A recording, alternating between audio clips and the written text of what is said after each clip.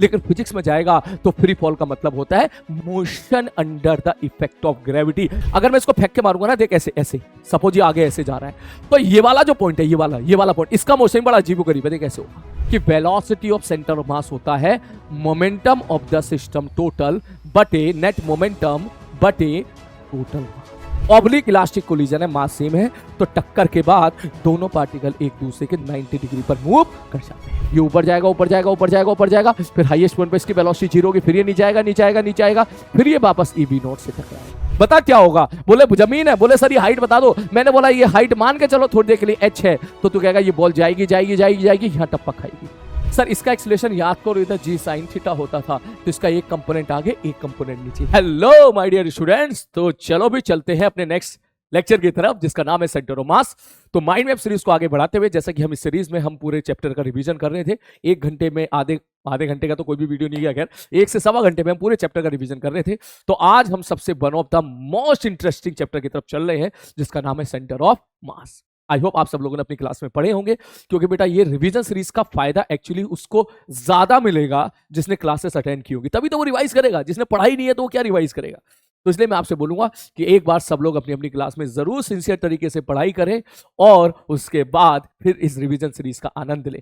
तो जैसे कि चैप्टर स्टार्ट होता है सेंटर ऑफ मास, तो सबसे पहले इस पे उस मुद्दे के बारे में बात कर लेता हूं जिसके बारे में पहले काफी चर्चा अक्सर बच्चों के दिमाग में चलती है कि सेंटर मास होता क्या है। तो अक्सर किताबों में डेफिनेशन लिखी रहती है कि centre mass is a point where whole mass of a body, yes, centre mass is imaginary point, ऐसा भी लिखा रहता है कहीं ना कहीं, where whole mass of the body is supposed to be concentrated at that point. कहीं कहीं, सब जगह, अच्छी किताब में तो लिखा हुआ नहीं मिलेगा आपको, लेकिन कहीं कहीं ये चीज लिखी आपको मिलती है। तो सबसे पहले तो मैं आपको क्लियर कर दूं, अगर कोई बोले कि sir this is the definition of centre of मास, आप उसको बिंदास बोलो कि ये डेफिनेशन गलत है, गलत है, शॉर्ट गलत। अगर कभी आपके सामने जी एडवांस का पेपर आए और वो अगर ऐसा सवाल दे दे कि which of the statement is true और ये डेफिनेशन लिखी हो, तो आप उसको गलत ही बोलिएगा। वहां पे ज्यादा कलाकारी मत दिखाना। ये मत कहना कि अरे अंग्रेजी में लिखा है सपोज टू, सपोज का मतलब तो कहीं भी मान लो। अबे तेरे सपोज के चक्कर में हाथी बराबर घोड़ा मान ले, सपोज हाथी बराबर घोड़ा, बिकॉज हाथी के भी 4 पैर, घोड़े के भी 4 पैर, तो हाथी बराबर घोड़ा कर देगा ऐसे, तो ऐसा थोड़ी ना होता है कि सपोज नहीं। आप देखो सर ये गलत क्यों है, मुद्दा ये है, पहले आप ये बात इस पे फोकस करो कि सर ये गलत क्यों है। तो ऐसे फिजिक्स में काफी जगह हमको ऐसा देखने के लिए मिलता है जहां ये डेफिनेशन गलत हो जाती है, जिसका सबसे बढ़िया एग्जांपल मैं लेता हूं यहां पे fix axis rotation motion. I hope rotation motion तक आप पहुंच गए होंगे, कुछ बैचेस पहुंच गए होंगे, कुछ बैचेस ने पढ़ लिया होगा, कुछ बैचेस अभी वहां तक नहीं पहुंचे होंगे। तो मैं बेसिक एग्जांपल लेता हूं कि सपोज मैं ऐसा बोलूं, भाई साहब ये फिक्स एक्सिस रोटेशन मोशन है जहां पे आपने यहाँ पे कील ठोक दी। एग्जांपल के तौर पे मेरे पास यहाँ पे एक चन्नी है, ये रही चन्नी, ठीक है। मैंने एक काम किया, मैंने इसको यहाँ पे देख फिक्स किया और इसको देख ऐसे नचा दिया। अब चेक करके बता, अगर मैं आपसे पूछूं, इसको मैंने ऐसे ही नचा दिया इस सवाल में, मैं अगर आपसे पूछूं सर ये चन्नी कहां से लाए हो, ठीक है, ये चन्नी थी, इसको मैंने ऐसे नचा दिया मेरे भाई, इस प्रकार से यहां पे कील ठोक के ऐसे नचा दिया ओमेगा से। मैं आपसे पूछूं, मैंने कहा भाई मुझे एक बात बता कि क्या इस पार्टिकल की काइनेटिक एनर्जी मैं तुझसे पूछूं लिख सकता है? बोले हाँ सर बड़े आराम से लिख सकता हूं। बोले कैसे? बोले सर इसकी काइनेटिक एनर्जी आप लिख दोगे हाफ इसका मास इंटू v1 स्क्वायर। मैंने कहा ठीक है। मैंने कहा इसकी काइनेटिक एनर्जी? बोले हाफ इसका मास इंटू इसका v स्क्वायर। मैं बोलूं भाई साहब इसकी काइनेटिक एनर्जी, इसकी काइनेटिक एनर्जी, इनकी, बोले सबकी काइनेटिक एनर्जी लिख सकते हो, हाफ mv स्क्वायर सबका लिख सकते हो। मैं अगर तुझसे एक प्रश्न पूछूं, मैंने कहा भाई मुझे बताते यहाँ पे टोटल काइनेटिक एनर्जी कितनी हो जाएगी, टोटल काइनेटिक एनर्जी कितनी हो जाएगी? तुम बोलोगे सर टोटल काइनेटिक एनर्जी हो जाएगी, एक पार्टिकल की काइनेटिक एनर्जी लो, दूसरे किलो, तीसरे किलो, चौथे किलो, इनफाइनाइट पार्टिकल की काइनेटिक एनर्जी लो और सबको मैथमेटिकली आप ऐड कर दो तो आप टोटल काइनेटिक एनर्जी निकाल लोगे, जो कि रोटेशन मोशन में जाने के बाद आपको पता चलता है इसकी वैल्यू निकल के आती है हाफ आई ओमेगा स्क्वायर। किसी को नहीं पढ़ा रोटेशन मोशन, कोई बात नहीं, तू तो ऐसे देख, ये तो भूल जा, ये मैंने पढ़ाया नहीं। तू तो ये सोच, मैं तुझसे कहूं मैंने चन्नी को ऐसे घुमा दिया या इस डिस्क को ऐसे घुमा दिया, मैंने पूछा मुझे ये बता इस डिस्क की काइनेटिक एनर्जी कितनी होगी? तू कहेगा सर एक पार्टिकल की काइनेटिक एनर्जी लिखो, दूसरे लिखो, तीसरे लिखो, चौथे किलो, इनफाइनाइट पार्टिकल की काइनेटिक एनर्जी लिखो, क्योंकि काइनेटिक एनर्जी क्या होती है? एक पॉजिटिव संख्या होती है, तो बहुत सारी पॉजिटिव संख्याओं का सम कुछ ना कुछ तेरे को देगा। मैंने कहा ठीक है। अब आप में से सपोज कोई एक बच्चा ऐसा आया जो कहेगा कि सर सेंटर ऑफ मास क्या होता है? सर यहां पर पूछा जाए, सर सेंटर ऑफ मास वो होता है जो सच पूरे मास को वहां पर जो है ना कंसंट्रेट करके रख दो। तो अगर उसने, किसी बच्चे ने ये definition calculation of kinetic energy के लिए लगा दी, तो आप सब लोग जानते हो कि सेंटर ऑफ मास तो इसका यहां पर है, this is the centre of mass.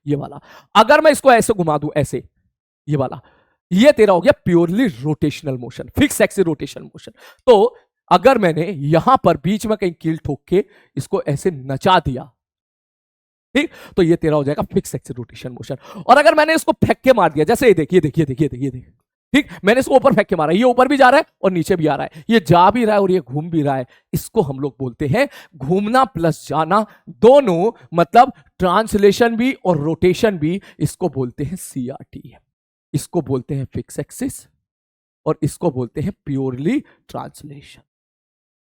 I hope तुझे समझ में आई होगी। सीआरटीएम का मतलब क्या हो गया? ट्रांसलेशन कंबाइंड, फिर से रिपीट कर देता हूं, combined rotational plus translation motion, this is the CRTM. ये अपन रोटेशन में पढ़ते हैं। तो बेसिकली जो सेंटर ऑफ मास चैप्टर है हमारा, ये आपको नई असली दुनिया से अवगत कराता है।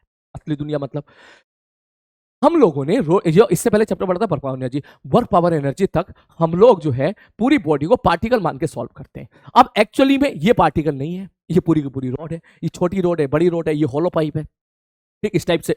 तो हमारे पास जो एक्चुअल बॉडी होती है, जो एक्चुअल बॉडी का शेप और साइज है, जो कि रियल दुनिया है, वो हम लोग कंसिडर करते हैं इस चैप्टर में। तो बेसिकली सेंटर ऑफ मास और रोटेशन तुम्हारे वो चैप्टर हैं जो असली दुनिया से अवगत कराते हैं। तो कहेगा तो सर अब तक जो पढ़ा था वो नकली दुनिया थी। मैंने नकली नहीं थी, लेकिन वहां पे पूरी बॉडी को हम लोगों ने पॉइंट मास मान एज्यूम कर लिया था और पॉइंट मास मान के हम लोगों ने पूरी कैलकुलेशन करी थी उस पर। लेकिन अब हम सच्ची मुच्ची की सच में बॉडी के बारे में बात करेंगे। तो सेंटर मास की हल्की सी फील में तो दिला देता हूं। सपोज मैं ये पेन, ये जो भी है डंडा है, इसको मैं ऊपर फेंक देता हूं, ऊपर, ठीक, या मैं इसको तेज तरफ ना ऐसे फेंक के मारूं, ऐसे, ये ऐसे आएगा, शिव शिव ऐसे घूमेगा। तो मैं अगर तुझसे पूछूं कि इसका कोई भी एक पॉइंट पकड़ ले जिसका मोशन तुझे ऑब्जर्व करना है, सपोज तूने ये वाला ये ढकना है ना, इसको ऑब्जर्व करना है, तो सोच अगर मैं इसको ऐसे फेंक के मारूंगा ना, तो इसका मोशन बड़ा ही उटपटांग सा, देख कैसा है, शिव ऐसा। अगर मैं ये वाला, देख ये सेंटर है, अगर मैंने ये वाला पॉइंट पकड़ लिया ना, ये वाला, अगर मैं इसको फेंक के मारूंगा ना, देख ऐसे ऐसे, सपोज ये आगे ऐसे जा रहा है, तो ये वाला जो पॉइंट है, ये वाला पॉइंट, इसका मोशन बड़ा अजीबोगरीब है, देख कैसे होगा, उटपटांग कद्दू वाला मोशन। कद्दू मतलब पतला सा का है, ठीक। तो अलग अलग पार्टिकल का बड़ा ही उटपटांग सा मोशन है, लेकिन इसमें एक पार्टिकल ऐसा होगा जिसका केवल और केवल ट्रांसलेशन मोशन हो रहा होगा, उसको हम लोग बोलते हैं सेंटर ऑफ मास। तू देख ये रहा, सॉरी ये वाला मोशन। अबे तू ऊपर क्यों ना जा रहा, नीचे गिर जा रहा है क्योंकि भारी है ना ये वाला, ठीक। अब देख, ये देख, यहां बीच में एक पॉइंट तुझे ऐसा दिखा होगा जो केवल हल्का सा ऊपर गया होगा और फिर वो नीचे आया होगा। देख फिर से देख, ये देख, बात समझ मारी है? तो दैट इज, एक बार ट्राई मारता हूं, ये देखिए वाला पॉइंट, बीच वाला वो पॉइंट केवल गया और आया, उसके अबाउट सब घूम रहे हैं, ठीक। That is the centre of मास, जिसका केवल और केवल क्या है, ट्रांसलेशन मोशन है। ये दिखाने की चीज है, सब मैथमेटिकली कैसे लिखेंगे वो अपन बाद में देखेंगे। इसका एक और एग्जांपल, बड़ा बढ़िया सा एग्जांपल मुझे याद आया। जब हम लोग क्रिकेट खेलते हैं, स्पिनर होता है ना, स्पिनर बॉल कराता है ऐसे, तो कैमरामैन उसको जूम करता है, कैमरामैन जरा कैमरा फोकस करो, कैमरा फोकस हो गया, तो तूने देखा बॉल ऐसे आते ऐसे होती है। सपोज स्पिनर कराए किसी लेग स्पिनर ने, बॉल ऐसे पटाख से अंदर कुछ जाती है, तो वहां पर बॉल के सरफेस का कोई भी एक पॉइंट ले ले, या बॉल के अंदर का, क्योंकि बॉल के अंदर का पॉइंट तो तुझे दिखेगा नहीं, सरफेस का ही पॉइंट दिखेगा, तो कोई भी पॉइंट ले ले, उसका बड़ा उटपटांग सा मोशन है। बात समझ में आ रही है? लेकिन बॉल का जो सेंटर है उसका मोशन तुझे बिल्कुल ऐसा दिखेगा, तपाश। बात समझ में? बाकी बॉल का मोशन देख ऐसा होगा, बाकी पॉइंट्स का मोशन है शू हुई टपाश, लेकिन बॉल का जो सेंटर होगा बिल्कुल ऐसे होगा, टपाश टपाश। तो बॉल का जो सेंटर है वो प्योरली ट्रांसलेशन मोशन कर रहा है। इस पॉइंट को हम लोग क्या बोल देते हैं बेटा, सेंटर ऑफ मास। तो ऑल दो इसकी फील तुम्हें तब आएगी जब रोटेशन में सीआरटीएम अच्छे से कंप्लीट कर लेते हैं। तो अभी के लिए सेंटर ऑफ मास की फील अभी तो लेने की कोशिश ना करें, क्योंकि धीरे धीरे धीरे धीरे ये फील आती है। जब आप पूरा लेक्चर अटेंड कर लेते हैं तब आपको सेंटर ऑफ मास की प्रॉपर फील आती है। अब बात आई कि सर इस पॉइंट को कैलकुलेट कैसे करें, पता कैसे करें कि ये वाला पॉइंट कहां पर होगा। बात समझ में आई? तो यहां से आपकी फिजिक्स स्टार्ट होती है, जिसका नाम है सेंटर ऑफ मास। में सबसे पहला पॉइंट होता है कैलकुलेशन ऑफ सेंटर ऑफ मास। हाँ, तो चलते हैं अब लोकेशन ऑफ सेंटर ऑफ मास की तरफ। तो सबसे पहले बात करते हैं हम लोग डिस्क्रीट पार्टिकल सिस्टम के लिए। अगर मैं ऐसा बोलूं भाई साहब यहाँ पे 2 किलोग्राम की बॉडी है, यहाँ पे 4 किलोग्राम की बॉडी है, यहाँ पे सपोज 5 किलोग्राम की बॉडी है, और मैंने बोला भैया इनका कोऑर्डिनेट सिस्टम दे दिया 1,2, इसके लिए बोल दिया मैंने 2,3, इसके लिए बोल दिया मैंने 4, सपोज 6, कुछ भी ले लो कोई फर्क नहीं पड़ रहा यहाँ पर। इसको उठा के थोड़ा सा उधर रख देते हैं, तो जा जा जा। तो डिस्क्रीट पार्टिकल सिस्टम के लिए सेंटर ऑफ मास की जो लोकेशन होती है उसका जो कैलकुलेट करने का तरीका होता है, एक्स सेंटर ऑफ मास होता है m1x1 plus m2x2 plus m3x3 plus m4x4 जितने भी हैं बटे m1 plus m2 plus m3 plus m4। ये आपका हो गया x coordinate of centre of मास को कैलकुलेट करने का रिजल्ट। अब इसके बाद थोड़ी सी आपको मैथमेटिक्स के साथ डील करना पड़ता है, फिजिक्स को थोड़ी देर के लिए भूल जाना पड़ता है। इसके बाद आपका मैथ्स का दिमाग बिल्कुल क्लियर होना चाहिए कि मैथ्स में कैलकुलेशंस के साथ आपको डील करना है, ये आपको क्लियर होना चाहिए। सबसे पहले हम लोग फाइंड आउट करते हैं location of centre of mass. कैसे centre of mass find out करेंगे? बोले सर अगर आप यहाँ पे सेंटर ऑफ मास का एक्स कोऑर्डिनेट फाइंड आउट करना चाहते हो तो आप सीधा लिखोगे sir x coordinate of centre of mass that will be equal to m1x1। Mass suppose 5 kilogram को 1 मान लो, तो m1x1 plus m2x2 plus m3x3 बटे m1 plus m2 plus m3। बिल्कुल उसी प्रकार अगर आपसे बाई सेंटर ऑफ मास पूछा जाएगा तो वो भी आप निकाल सकते हो m1/1 plus m2/2 plus m3/3 बटे m1 plus m2 plus m3। ध्यान देने वाली बात इसमें यह है व्हाट इज m1। m1 ये वाला मास है। What is x1? x1 is the x coordinate of centre of mass of m1। ये बात आपको ध्यान देनी है। अगर मैं यहां से पूछूं कि बोले सर x1 होता क्या है, बोले x1 होता है it is a x coordinate of centre of mass of m1। बात समझ में आ गई? बिल्कुल उसी प्रकार what is x2? It is a x coordinate of centre of mass of m2। बस इन बातों का ध्यान देना पड़ता है। उसके बाद आप y सेंटर मास निकाल सकते हो, z सेंटर मास निकाल सकते हो। अगर किसी को प्रॉपर वेक्टर वाइज जाना है तो वेक्टर वाइज भी जा सकते हो कि r centre of mass position vector of centre mass is given as m1r1 plus m2r2 plus m3r3 plus plus plus plus plus जितने टर्म है बटे m1 plus m2 plus m3। मतलब अगर मैं यहां पे लगाऊं तो आप लिखोगे m1 r1, r1 क्या हो जाएगा ये वाला vector i cap plus 2j cap plus m2 कितना है भाई साहब 2 kilogram, 2 into 2i cap plus 3j cap plus m3 कितना है 4 into 4i cap plus 6j cap बटे m1 plus m2 plus m3। बात समझ में आ गई? तो ये तुम्हारा सबसे सिंपल पार्ट था, इसे तो हर किसी को आता होगा लोकेशन ऑफ सेंटर ऑफ मास निकालना। इसके बाद फिर हम लोग बात करते थे पूरी एक्सटेंडेड बॉडी के लिए। सपोज मैं आपसे एक बात करूं, मैं एक छोटा सा सवाल आपसे ले लूं। मैंने बोला भाई साहब एक रॉड मैंने यहां पर एज्यूम कर ली है और मैंने बोला भाई इसका सेंटर ऑफ मास बता दे। अगर इसका लैम्डा मैंने चेंज करा दिया, लैम्डा बराबर लैम्डा नॉट इंटू एक्स, या लैम्डा मतलब समझ जाओ यहाँ पे लैम्डा है मास पर यूनिट लेंथ। मास को हम लोग 3 प्रकार से डिस्ट्रीब्यूट करते हैं। अगर आपने किसी मास को लेंथ में डिस्ट्रीब्यूट कर दिया, हम लोग लैम्डा के बारे में बात करें, lambda is mass per unit length. अगर आपने किसी एरिया में डिस्ट्रीब्यूट कर दिया तो मास पर यूनिट एरिया के बारे में बात करते हैं, जिसको सिग्मा से डिनोट करते हैं, जैसे आपकी डिस्क होगी। और अगर आपने किसी वॉल्यूम में डिस्ट्रीब्यूट कर दिया तो मास पर यूनिट वॉल्यूम के बारे में बात करते हैं। तीनों फॉर्मूले मैं आपको रिकॉल करा देता हूं। लैम्डा बराबर होता है dm/dx, सिग्मा बराबर होता है dm/dA और रो बराबर होता है dm/dB। तीनों का मतलब बता देता हूं। This is mass per unit length lambda, this is mass per unit area sigma, mass per unit volume density. Clear है? तो सपोज मैं आपसे एक प्रश्न पूछूं, मैं कहूं भैया एक रॉड है, मुझे बता दे इसका सेंटर मास कहां पर होगा। तो अगर ये यूनिफॉर्म रॉड होती तो सेंटर मास बीच में होता, ये तो आपको सेल्फ अंडरस्टूड है, ये तो आपको फील भी आ रही हो कि यूनिफॉर्म रॉड है तो बिल्कुल बीचों बीच में सेंटर ऑफ मास होगा। लेकिन अब अगर मैं इसका सेंटर मास की लोकेशन पूछूंगा तो इस केस में अगर कंटिन्यूअस बॉडी हो तो सेंटर ऑफ मास को निकालने का तरीका होता है integration of x into dm बटे इंटीग्रेशन ऑफ dm। ये आप एज ए फॉर्मूला की तरह ले सकते हो। और अगर कोई बोले नहीं नहीं नहीं हमको फॉर्मूला नहीं लगाना, हम तो वैसे ही करना चाहते हैं, तो मैंने कहा वैसे ही कर ले, वैसे फील के साथ कर ले। तू फील के साथ तू बड़ी आसानी से बोलेगा, बोले सर जी देखो अगर ये y एक्सिस है, ये x एक्सिस है, आप चाहते हो यहां पर कि इसका सेंटर मास कहां पर होगा, तो सर एक बात बताओ। मैंने कहा क्या? बोले सर इस सवाल में हमने क्या किया था, इस सवाल में हमने मास को उसके एक्स कोऑर्डिनेट से मल्टीप्लाई किया था, फिर दूसरे मास को उसके एक्स कोऑर्डिनेट से मल्टीप्लाई किया था, फिर तीसरे मास को उसके एक्स कोऑर्डिनेट से मल्टीप्लाई किया था और फिर सबको जोड़ दिया था। मैंने कहा मतलब? बोले सर आप क्या कर रहे हो, मास को पकड़ रहे हो। मैंने कहा हाँ, और उसके एक्स कोऑर्डिनेट से मल्टीप्लाई कर दे रहे हो। तो सर यहां पर भी यही काम करो, एक्स पे जाके dx थिकनेस का एक छोटा सा मास पकड़ो जिसका मास dm हो। मैंने कहा ठीक है। तो सर मास को पकड़ो, मैंने कहा ठीक है, उसके एक्स कोऑर्डिनेट से मल्टीप्लाई करो और ऐसे सबको यहां से लेके यहां तक जितने हैं सबको जोड़ दो। So this is the equivalent of m1 x1 plus m2 x2 plus m3 x3 बटे सर नीचे क्या, सर नीचे sir m1 plus m2 plus m3 plus m4 मतलब टोटल मास कर रहे थे ना, तो सीधा लिख दो टोटल मास मतलब इंटीग्रेशन ऑफ dm लिख दे या सीधा लिख दे m total. This is the centre of mass का एक्स कोऑर्डिनेट का फॉर्मूला।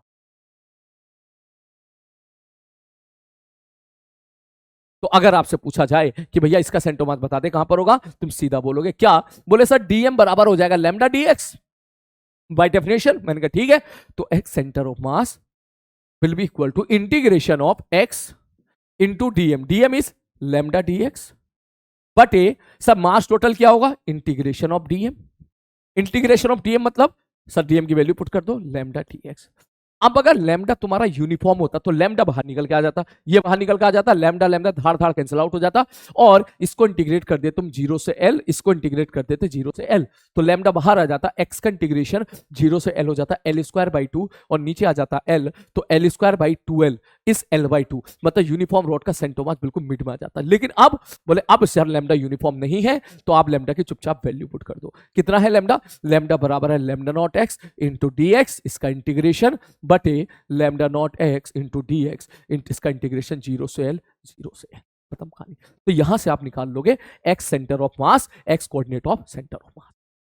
क्लियर है। इसके बाद फिर आप लोग जो है फिर आप लोग क्या करते हो, अलग अलग बॉडी का सेंटर मास निकालते हैं। मैं आगे बढ़ता हूं, समय बचाने के लिए मैंने पहले से ही लिख दिया था, ये यहां पर बॉडीज के सेंटर मास की लोकेशंस लिख दिए हैं, सारे लोकेशंस आपको याद होने चाहिए। यहां पर कि कोई भी आपके पास सिमेट्रिक बॉडी है उसका सेंटर मास बिल्कुल बीच में ही होगा, जैसे कि रॉड है, जैसे कि रिंग और डिस्को sphere, hollow sphere, solid sphere, सबका सेंटर मास सेंटर पर होगा।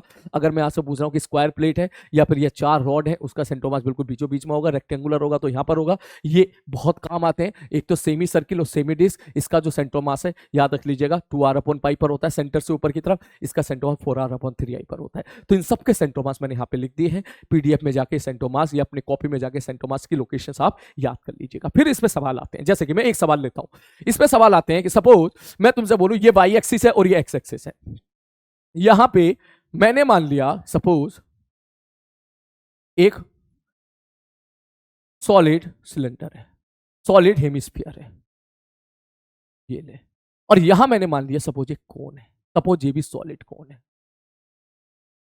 अब ऐसे सवाल आते हैं भाई साहब, बात समझ में आ रही है? एग्जाम्पल के तौर पर उसने कह दिया ये सॉलिड कोन का मास है 10 किलोग्राम और इसका मास है सर 20 किलोग्राम, तो बता दो सेंटर मास कहां पर होगा। तो ऐसे सवालों को करने का तरीका होता है, बोले सर बॉडी हटाओ बिंदु बनाओ, बॉडी हटाओ बिंदु बनाओ। बोले मतलब, बोले सर ये सॉलिड कोन है, सर इसकी जो हाइट है, पहले इसकी हाइट दे दो, मान के चलो इसकी हाइट मैंने मान ली 0,12, ये 12 मान ली है, और इसकी जो है रेडियस मैंने मान ली है सपोज r है,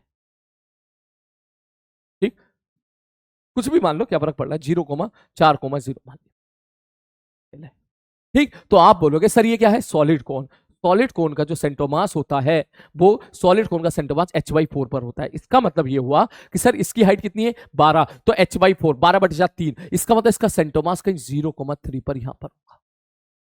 तो एक काम करो, बॉडी हटाओ बिंदु बनाओ, बॉडी हटाओ बिंदु बनाओ, ये कितना हो गया भाई साहब 10 किलोग्राम हो गया। समझ में आ गई, ठीक है भैया आगे बढ़ते हैं। अगला sir solid hemisphere, solid hemisphere का मतलब सॉलिड हेमिस्फीयर का सेंटर मास कहां पर होता है सर 3r/, होता है 3r/8 पर, या मान के चलो होलो होता, होलो होता तो कैलकुलेशन आसान होती, होलो का कहां पर होता है सर r/2 पर होता है। मान ले इस सॉलिड की जगह मैं होलो दे देता, तो होलो हेमिस्फीयर का सेंटर मास कहां होता है r/2 पर होता है, r कितना है 4, तो इसका मतलब कि यहां पर इसका सेंटर मास होगा 0,-2 पर।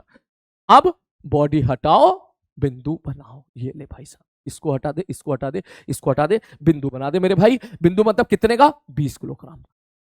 तो सेंटर ऑफ मास वाली जो डेफिनेशन थी, जो आप डेफिनेशन 9th क्लास में पढ़े थे, वो डेफिनेशन यहां सही हो जाती है।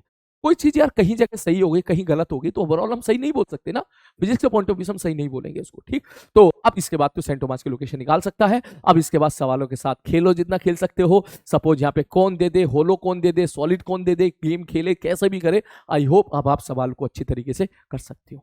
बात समझ में आई? आपसे पूछा जाएगा सेंटर मास बता दे, तो x सेंटर ऑफ मास बराबर हो जाएगा 0 और y सेंटर ऑफ मास बराबर हो जाएगा m1/1 मतलब 10 × 3 प्लस m2/2 मतलब सब 20 गुणा -2 बटे m1 प्लस m2।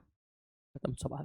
अच्छा, कभी कभी डेंसिटी के साथ खेल लेता है। एक सवाल और देख लेते हैं इसी बात पे। उसने सपोज ऐसा दे दिया भाई, ये एक कौन है और यहां पर एक हेमिस्फीयर दे दिया, और उसने बोल दिया भैया ये है एक्स एक्सिस और ये है वाई एक्सिस। ये ले, कुछ सवाल ऐसे भी आपको शीट में देखने के लिए मिल जाएंगे अपनी। बोले कह देगा भैया इसकी डेंसिटी रो है और इसकी डेंसिटी सपोज 12 रो है, इसकी हाइट 0,4r है, और ये जो है बोल दिया गया ये r पर है, r,0 है।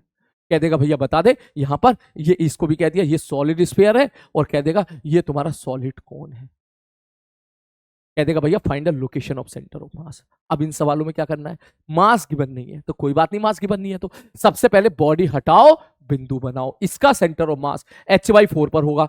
h की वैल्यू कितनी है 4r, तो 4r/r मतलब यहां इसका सेंटर मास 0,r पर होगा। मास नहीं पता, m1 मान ले। नेक्स्ट, इसका सेंटर ऑफ मास सर ये 3r/8 पर नीचे कहीं होगा क्योंकि सॉलिड स्फीयर है, तो 0,-3r/8। इसका मास m1, इसका मास m2।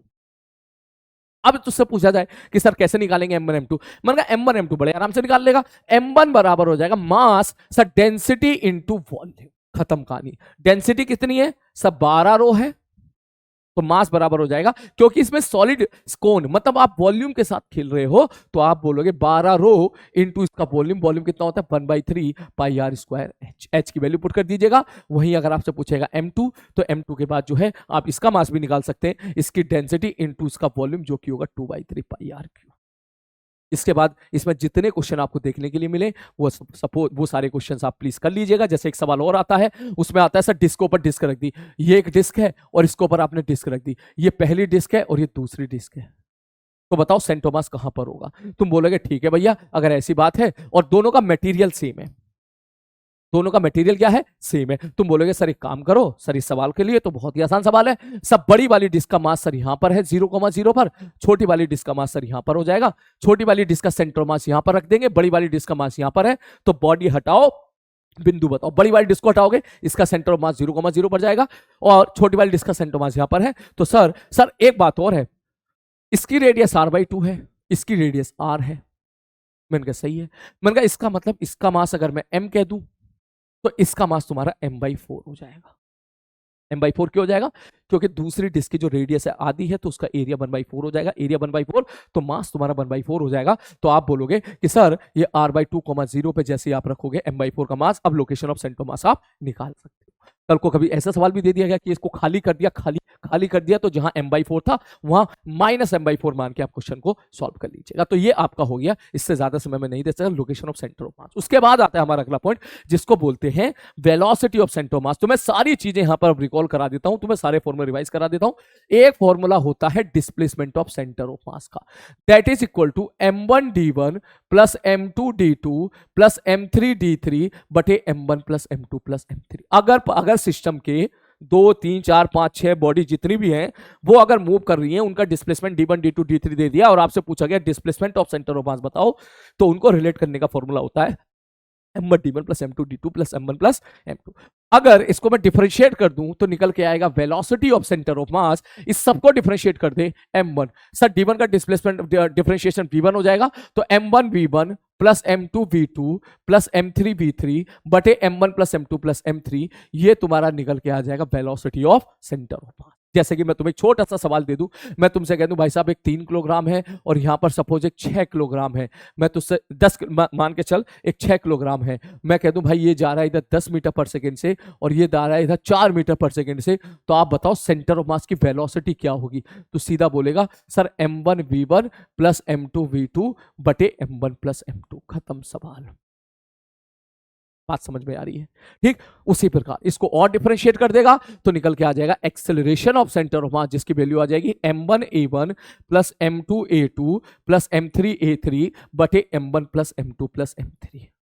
बहुत ही बढ़िया। अब अगर मैं इसके आगे बात करूं, what is this, m1v1 is the momentum of m1, ये momentum of m2, momentum of m3, ये प्रॉपर वेक्टर वाइज लिखा हुआ है। जब आप इन सबको जोड़ोगे तो आपको पता चल जाएगा net moment, P1 plus P2 plus P3 plus P4 net momentum बटे नीचे क्या है sir m1 plus m2 plus m3 plus m4, it is a total mass of the system. तो इसका मतलब एक बहुत ही खतरनाक फॉर्मूला तुम्हें यहां पे देखने के लिए मिला कि वेलोसिटी ऑफ सेंटर ऑफ मास होता है momentum of the system total बटे नेट मोमेंटम बटे टोटल मास।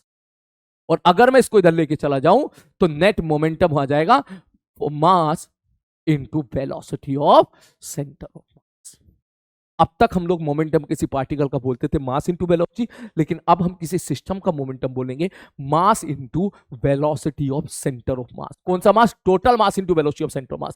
मैं अगर आपसे पूछूं इस सवाल में बता दे टोटल, इस सवाल में बता दे नेट मोमेंटम कितना है, तो सीधा बोलेगा सर टोटल मास मतलब 3 + 6 into velocity of centre of mass. Velocity of centre of मास कितना आएगा? 30, 24, 54 बटे 9, 6। बात समझ में आ रही है?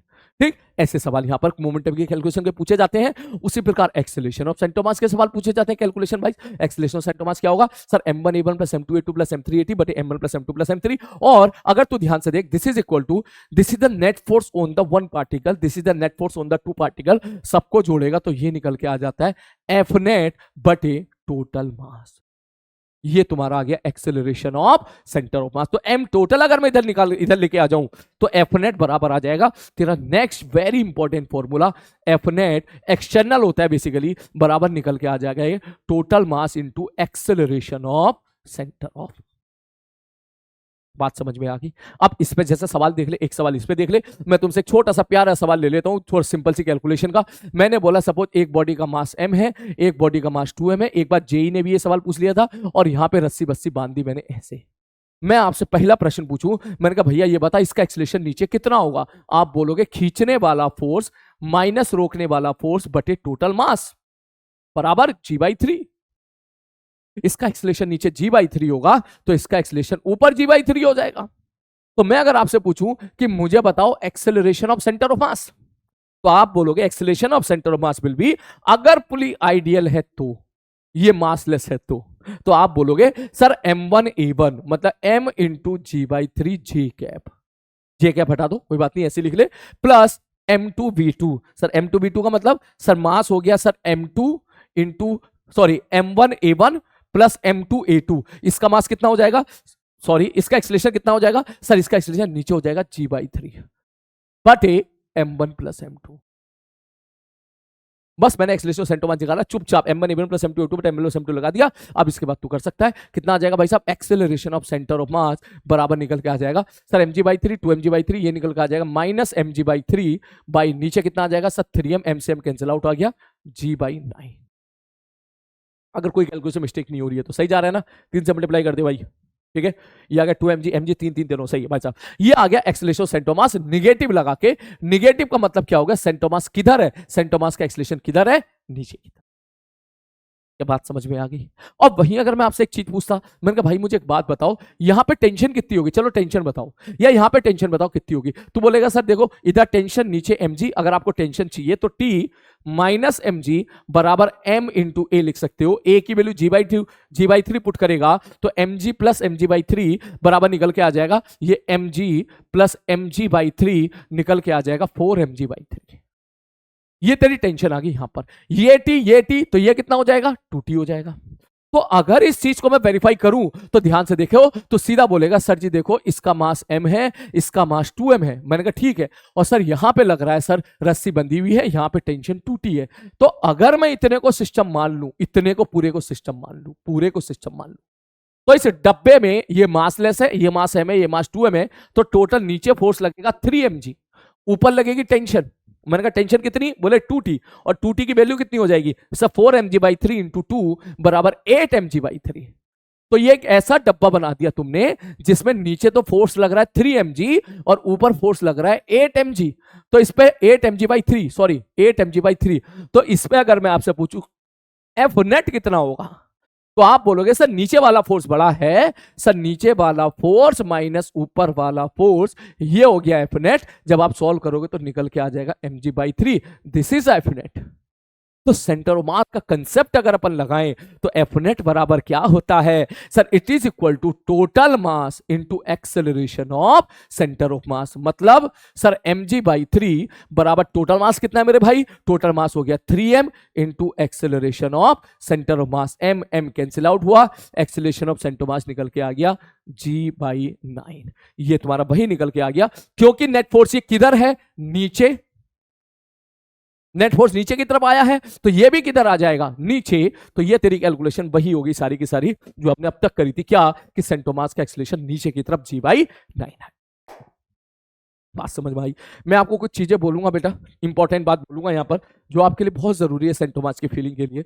वो एक ये है कि जब भी कभी आपके पास acceleration of centre of mass दिखे, आप उसके फोर्स की वैल्यू फाइंड आउट करने की कोशिश कीजिएगा। बात समझ में आ रही है? आप कोशिश कीजिएगा कि यार एक्सेलरेशन ऑफ सेंटर ऑफ मास किस फोर्स की वजह से है, कौन सा फोर्स है जो acceleration of centre of mass provide कर रहा है।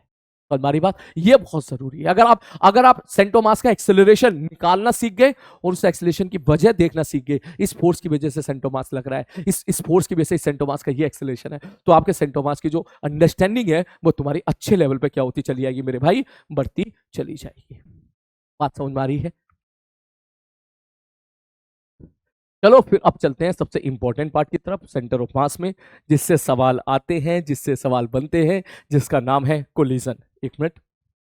तो जैसे कि आप लोगों ने पढ़ा होगा, ये एक रिवीजन सीरीज है, तो मैं जल्दी से सबका रिवीजन करा देता हूँ, फिर क्वेश्चन के थ्रू हम उसकी अंडरस्टैंडिंग को थोड़ा सा और बेटर करेंगे। तो कोलिजन 3 प्रकार के हम लोग यहाँ पे पढ़ते थे। एक होता था इलास्टिक कोलिजन, एक होता था एक होता था परफेक्टली इलास्टिक कोलिजन, एक होता था इनइलास्टिक कोलिजन, एक होता था perfectly inelastic collision. Elastic collision बोल या परफेक्टली इलास्टिक कोलिजन बोल, बात एक ही है। इलास्टिक कोलिजन में क्या होता था, काइनेटिक एनर्जी बिफोर द टक्कर and kinetic energy after the टक्कर ये दोनों बराबर होते थे। इनइलास्टिक कोलिजन में काइनेटिक एनर्जी का लॉस होता था और परफेक्टली इलास्टिक कोलिजन में काइनेटिक एनर्जी का लॉस सबसे मैक्सिमम होता था। क्लियर है भाई साहब? ठीक है। सबसे उसके बाद एक हम लोगों ने एक नया टर्म डिफाइन किया था, E coefficient of restitution. Coefficient of restitution होता था velocity of separation upon velocity of approach. Elastic collision में कोफिशिएंट ऑफ रेस्टिट्यूशन ई की वैल्यू 1 होती थी, इनइलास्टिक कोलिजन में 0 और 1 के बीच में होती थी, और परफेक्टली इनइलास्टिक कोलिजन में जैसे कि चिपका चिपकी हो गई हो सपोज, तो इस केस इन दैट केस ई की वैल्यू क्या हो जाती थी, 0 हो जाती थी। क्लियर है? और थोड़ा सा और रिवीजन कर लेते हैं। इलास्टिक कोलिजन, जब ड्यूरिंग द इलास्टिक कोलिजन, जब कोलिजन हो रहा होता है तो ड्यूरिंग द इलास्टिक कोलिजन याद रखिएगा काइनेटिक एनर्जी कंजर्व नहीं होती है, पोटेंशियल एनर्जी भी कंजर्व नहीं होती है, मैकेनिकल एनर्जी कंजर्व होती है। कब के बारे में बात कर रहा हूं? During the elastic collision. During the elastic collision kinetic energy conserve नहीं होती है। हाँ, टक्कर से पहले और टक्कर के बाद अगर अपन बात करें तो फिर वो काइनेटिक एनर्जी क्या हो जाती है, सेम आती है। तो टक्कर से पहले और टक्कर के बाद वाले इंटरवल में काइनेटिक एनर्जी आप कंजर्व बोल सकते हो, लेकिन during the collision kinetic energy is not conserve. Clear है भाई साहब? नेक्स्ट अगला, उसके बाद काइनेटिक एनर्जी कंजर्व नहीं होती है तो जैसे टक्कर हो रहा होता है तो शक्ल सूरत उनकी बिगड़ रही होती है, तो बेसिकली जितनी काइनेटिक एनर्जी कम होती है वो सारी की सारी चली जाती है सिस्टम की पोटेंशियल एनर्जी में। तो यहाँ पे सवाल आता है कि भाई ये बता दो पोटेंशियल एनर्जी मैक्सिमम कब होगी, जब कोलिजन हो रहा हो इलास्टिक कोलिजन में। तो इलास्टिक कोलिजन में जब टक्कर हुआ और आपसे पूछा गया कि मैक्सिमम पोटेंशियल एनर्जी कब होगी या मैक्सिमम डिफॉर्मेशन कब आएगा, वो तब आता था जब दोनों बंदों की वेलोसिटी क्या होती थी, सेम होती थी। क्लियर है? मैंने यहाँ पे काफी आपको रिवाइज करा दिया है। बेसिकली कोलिजन 2 प्रकार के होते थे, एक होता था हेड ऑन कोलिजन, एक होता था oblique collision. Head on collision का मतलब sir line of impact, line of impact मतलब जिस तरफ कोलिजन हुआ है वेलोसिटी उधर ही है। जैसे किसी के एकदम जैसा होता है ना स्ट्राइकर से बिल्कुल सामने गोटी पे मारते एकदम सीधा हेड ऑन, उसको हेड ऑन बोलते हैं। और जब कभी हम लोग कैरन में कट मारते हैं कि हमने स्ट्राइकर को वेलोसिटी उधर दी लेकिन वेलोसिटी उधर थी तो उधर जा रहा था और बीच में यहां पर कोई गोटी लगी उससे टकराया, तो जो कॉमन नॉर्मल वाली लाइन है वो वेलोसिटी की लाइन की तरफ नहीं है, तो उसको हम लोगों ने क्या बोला था, ऑब्लिक कोलिजन। खैर ये बातें जो थी, ये बातें जितनी थी बोलने वाली थी वो सारी मैंने बता दी है। अब यहाँ पर लिख लिख के प्रैक्टिस करते हैं बढ़िया तरीके से, एक एक सवाल से इसकी फील लेते हैं। और एक चीज और बता दूं, चाहे वो कोलिजन इलास्टिक हो, सबसे इंपॉर्टेंट चीज, चाहे वो इनइलास्टिक हो चाहे वो परफेक्टली इनइलास्टिक हो, मोमेंटम तो कंजर्व होगा ही होगा अगर एक्सटर्नल फोर्स तेरा 0 है तो।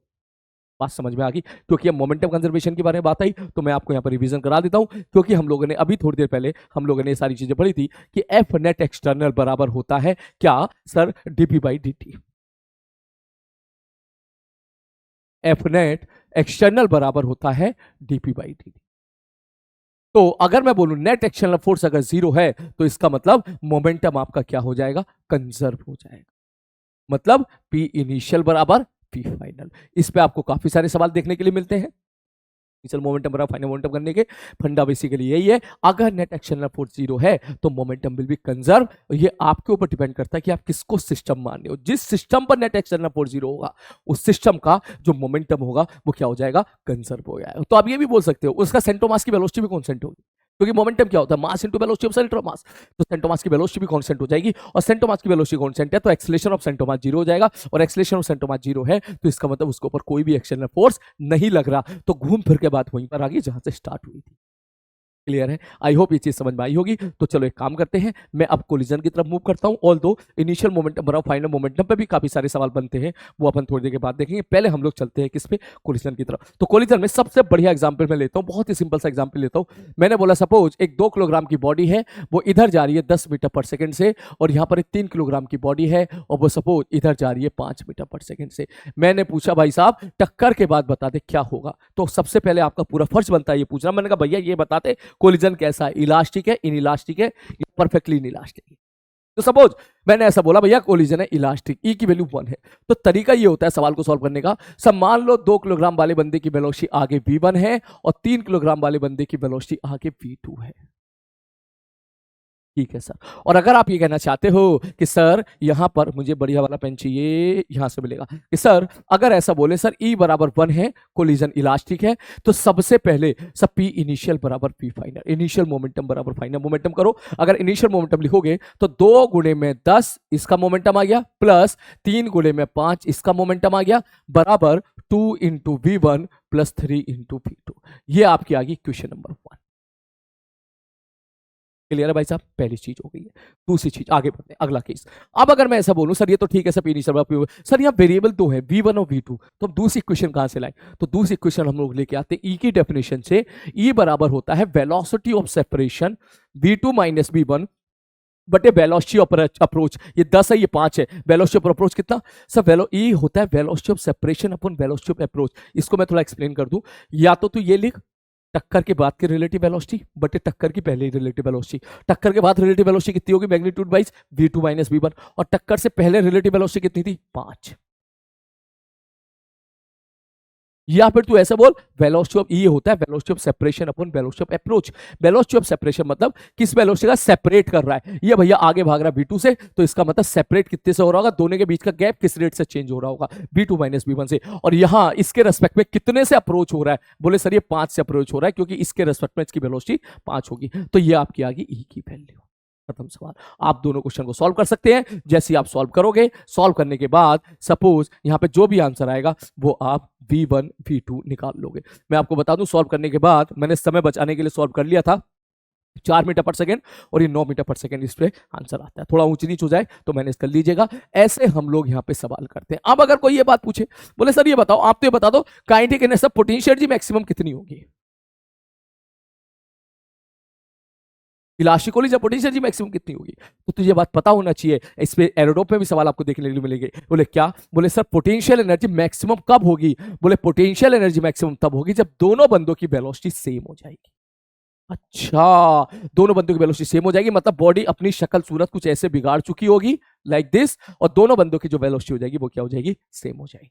ये ड्यूरिंग द कोलिजन के बारे में बात कर रहा हूं। जब ड्यूरिंग द कोलिजन दोनों बंदे की वेलोसिटी सेम होगी तो पोटेंशियल एनर्जी क्या हो जाएगी भाई साहब? यहाँ पे मैक्सिमम होगी, और काइनेटिक एनर्जी मिनिमम होगी। सबसे मजे की बात यह है काइनेटिक एनर्जी भी क्या होगी? मिनिमम। अब अगर आपसे प्रश्न पूछे, बोले भैया बता तो दो कितनी होगी, तो तुम कहोगे सर कुछ ना करना, सर मोमेंटम तो कंजर्व है ही ना, तो पी इनिशियल बराबर पी फाइनल कर दो। ये 2 किलोग्राम है, ये 3 किलोग्राम है, आप सीधा बोलो इसका सर इनिशियल मोमेंटम बराबर फाइनल मोमेंटम। आप सीधा बोलोगे सर ये हो गया 20, इसका मोमेंटम हो गया 15 बराबर 2 into V plus 3 into V. सब वी निकल के आ जाएगा कितना? 35/5 बराबर 7। सर 7 मीटर पर सेकंड जब दोनों बंदों की वेलोसिटी होगी तब पोटेंशियल एनर्जी मैक्सिमम होगी, और जब पोटेंशियल एनर्जी मैक्सिमम होगी तब काइनेटिक एनर्जी मिनिमम होगी। अब तो सब पोटेंशियल एनर्जी मैक्सिमम पूछा जाए तो क्या करोगे? बोलेगे सब वेलोसिटी पता चल गई, तो इस वक्त अगर मैं काइनेटिक एनर्जी पूछूं तो हाफ 2 गुणा 7 का स्क्वायर प्लस हाफ 3 गुणा 7 का स्क्वायर, यहां से आप निकाल लोगे काइनेटिक एनर्जी इस वक्त की जो कि मिनिमम होगी। सर इनिशियल काइनेटिक एनर्जी निकाल लो कितनी थी, अब निकाल लो कितनी है, जितना भी डिफरेंस होगा दैट विल बी द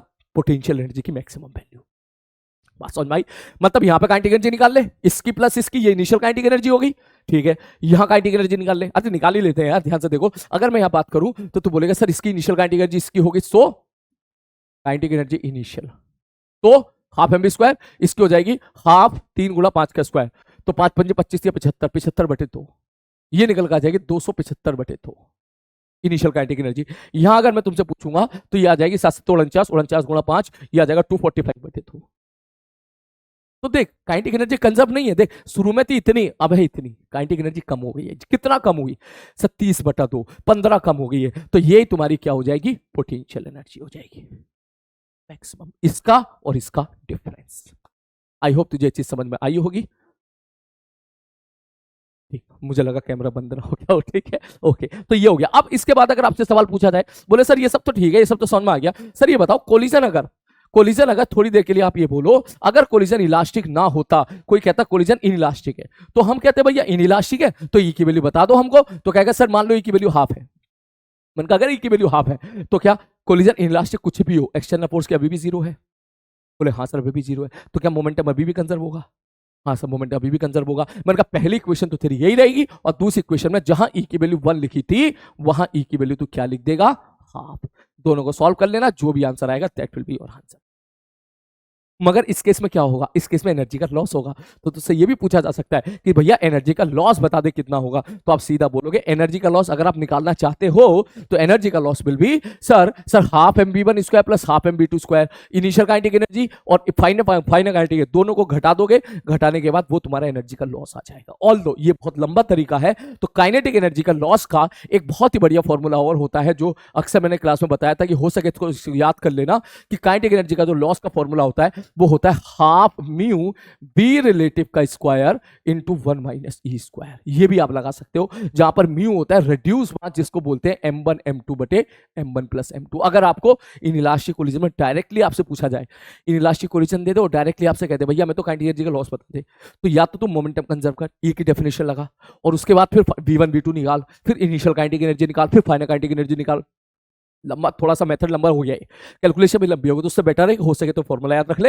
एक ही फॉर्मूला है जो शायद ज्यादा फॉर्मूले सेंट्रोमास में है नहीं, 2-4 फॉर्मूले सारे हैं केवल, उसमें एक फॉर्मूला ये भी है, हो सके तो याद कर ले। इसमें डायरेक्ट वैल्यू पुट करेगा, सॉल्व करके तेरा आंसर निकल के आ जाएगा। इसमें सारी चीजें बताए तो म्यू होता है m1 m2 बटे m1 प्लस m2, मतलब यहाँ म्यू हो जाएगा m1 m2 6/5, और यहाँ v रिलेटिव हो गया तेरी इनिशियल रिलेटिव वेलोसिटी, इसको u रिलेटिव लिख दे, v रिलेटिव में थोड़ा कंफ्यूजन अगर तुझे हो रहा है तो इनिशियल रिलेटिव वेलोसिटी का स्क्वायर इंटू 1 - ई स्क्वायर। और अगर कोई पूछता बोले सर ये तो सब तो ठीक है, मान के चलो तीसरा पार्ट, सर ये की वैल्यू 0 होती तब क्या होता? मैंने कहा ये की वैल्यू 0 होती तो क्या होता? कुछ नहीं सर, पहली इक्वेशन तो मोमेंटम कंजर्वेशन की, सर इसका मोमेंटम प्लस इसका मोमेंटम बराबर sir 2 × v1 plus 3 × v2, sir ये हो गया हमारा मोमेंटम कंजर्वेशन की इक्वेशन। और दूसरी इक्वेशन अगर ई की वैल्यू उसने कह दी हाफ है, तो सर टक्कर से पहले ये कहानी थी, टक्कर के बाद वेलोसिटी आपसे पूछ रहा है, तो सर क्योंकि ई 0 हो चुका है, तो अगर आप वैल्यू भी पुट करोगे ई बराबर 0, तो आप लिखोगे v2 - v1 बटे v2 प्लस बटे वेलोसिटी ऑफ सेपरेशन बटे वेलोसिटी ऑफ अप्रोच। तो देख ये कैंसिल आउट हो जाएगा, v2 v1 दोनों बराबर निकल के आ जाएगा। मतलब सर सर ई बराबर 0 हो गया, परफेक्टली इलास्टिक कोलिजन हो गया। इसका मतलब दोनों बंदों की वेलोसिटी क्या हो गई है? सेम हो गई है। तो ये भी बोल सकता है कि सर इसका मतलब अगर दो पार्टिकल चिपक के चल रहे हैं, कोलिजन में चिपक गए, जैसे उधर से तूने चुंबक फेंका, इधर से चुंबक फेंका, एग्जाम्पल के तौर पर दो चिपक गए, गीली मिट्टी दो दोनों पीछे और फिर आगे मूव कर रही है, ठीक, तो इन दैट केस तो सीधा बोलेगा अगर चिपका चिपकी हुई है तो कोलिजन इज परफेक्टली इनइलास्टिक, और परफेक्टली इनइलास्टिक कोलिजन में फाइनल वेलोसिटी आप बी मान लोगे। जैसे आप वैल्यू पुट करोगे, आई थिंक यहां से b0 बराबर कितना निकल के आ जाएगा? 7।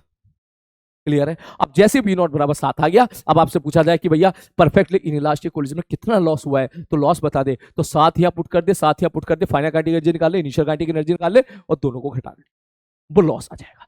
जैसे कि अभी थोड़ी देर पहले लॉस हमने निकाला था 7, जब तू यहां रखेगा 7, तो काइनेटिक एनर्जी में लॉस कितना आ गया था? 13 आ गया था। चेक करके देख, यहाँ पे 13 आ गया था, देख ये वाला, सॉरी 15 आ गया था, 15 आ गया था। तो मतलब वही सेम मैथमेटिक्स सेम है, तो तू चाहे तो वो यहां से भी निकाल सकता है कि तू ई बराबर 0 यहां पुट कर दे, तो यहां से देख काइनेटिक एनर्जी का लॉस भी जो है ना 15 ही आना चाहिए। देख हाफ सर म्यू कितना मल्टीप्लाई अपॉन सब, मल्टीप्लाई कितना हो जाएगा? 6/5, half mu B U relative कितना हो जाएगा? सब 5 का स्क्वायर 25, और ई की वैल्यू 1 पुट कर दे 1 - 0।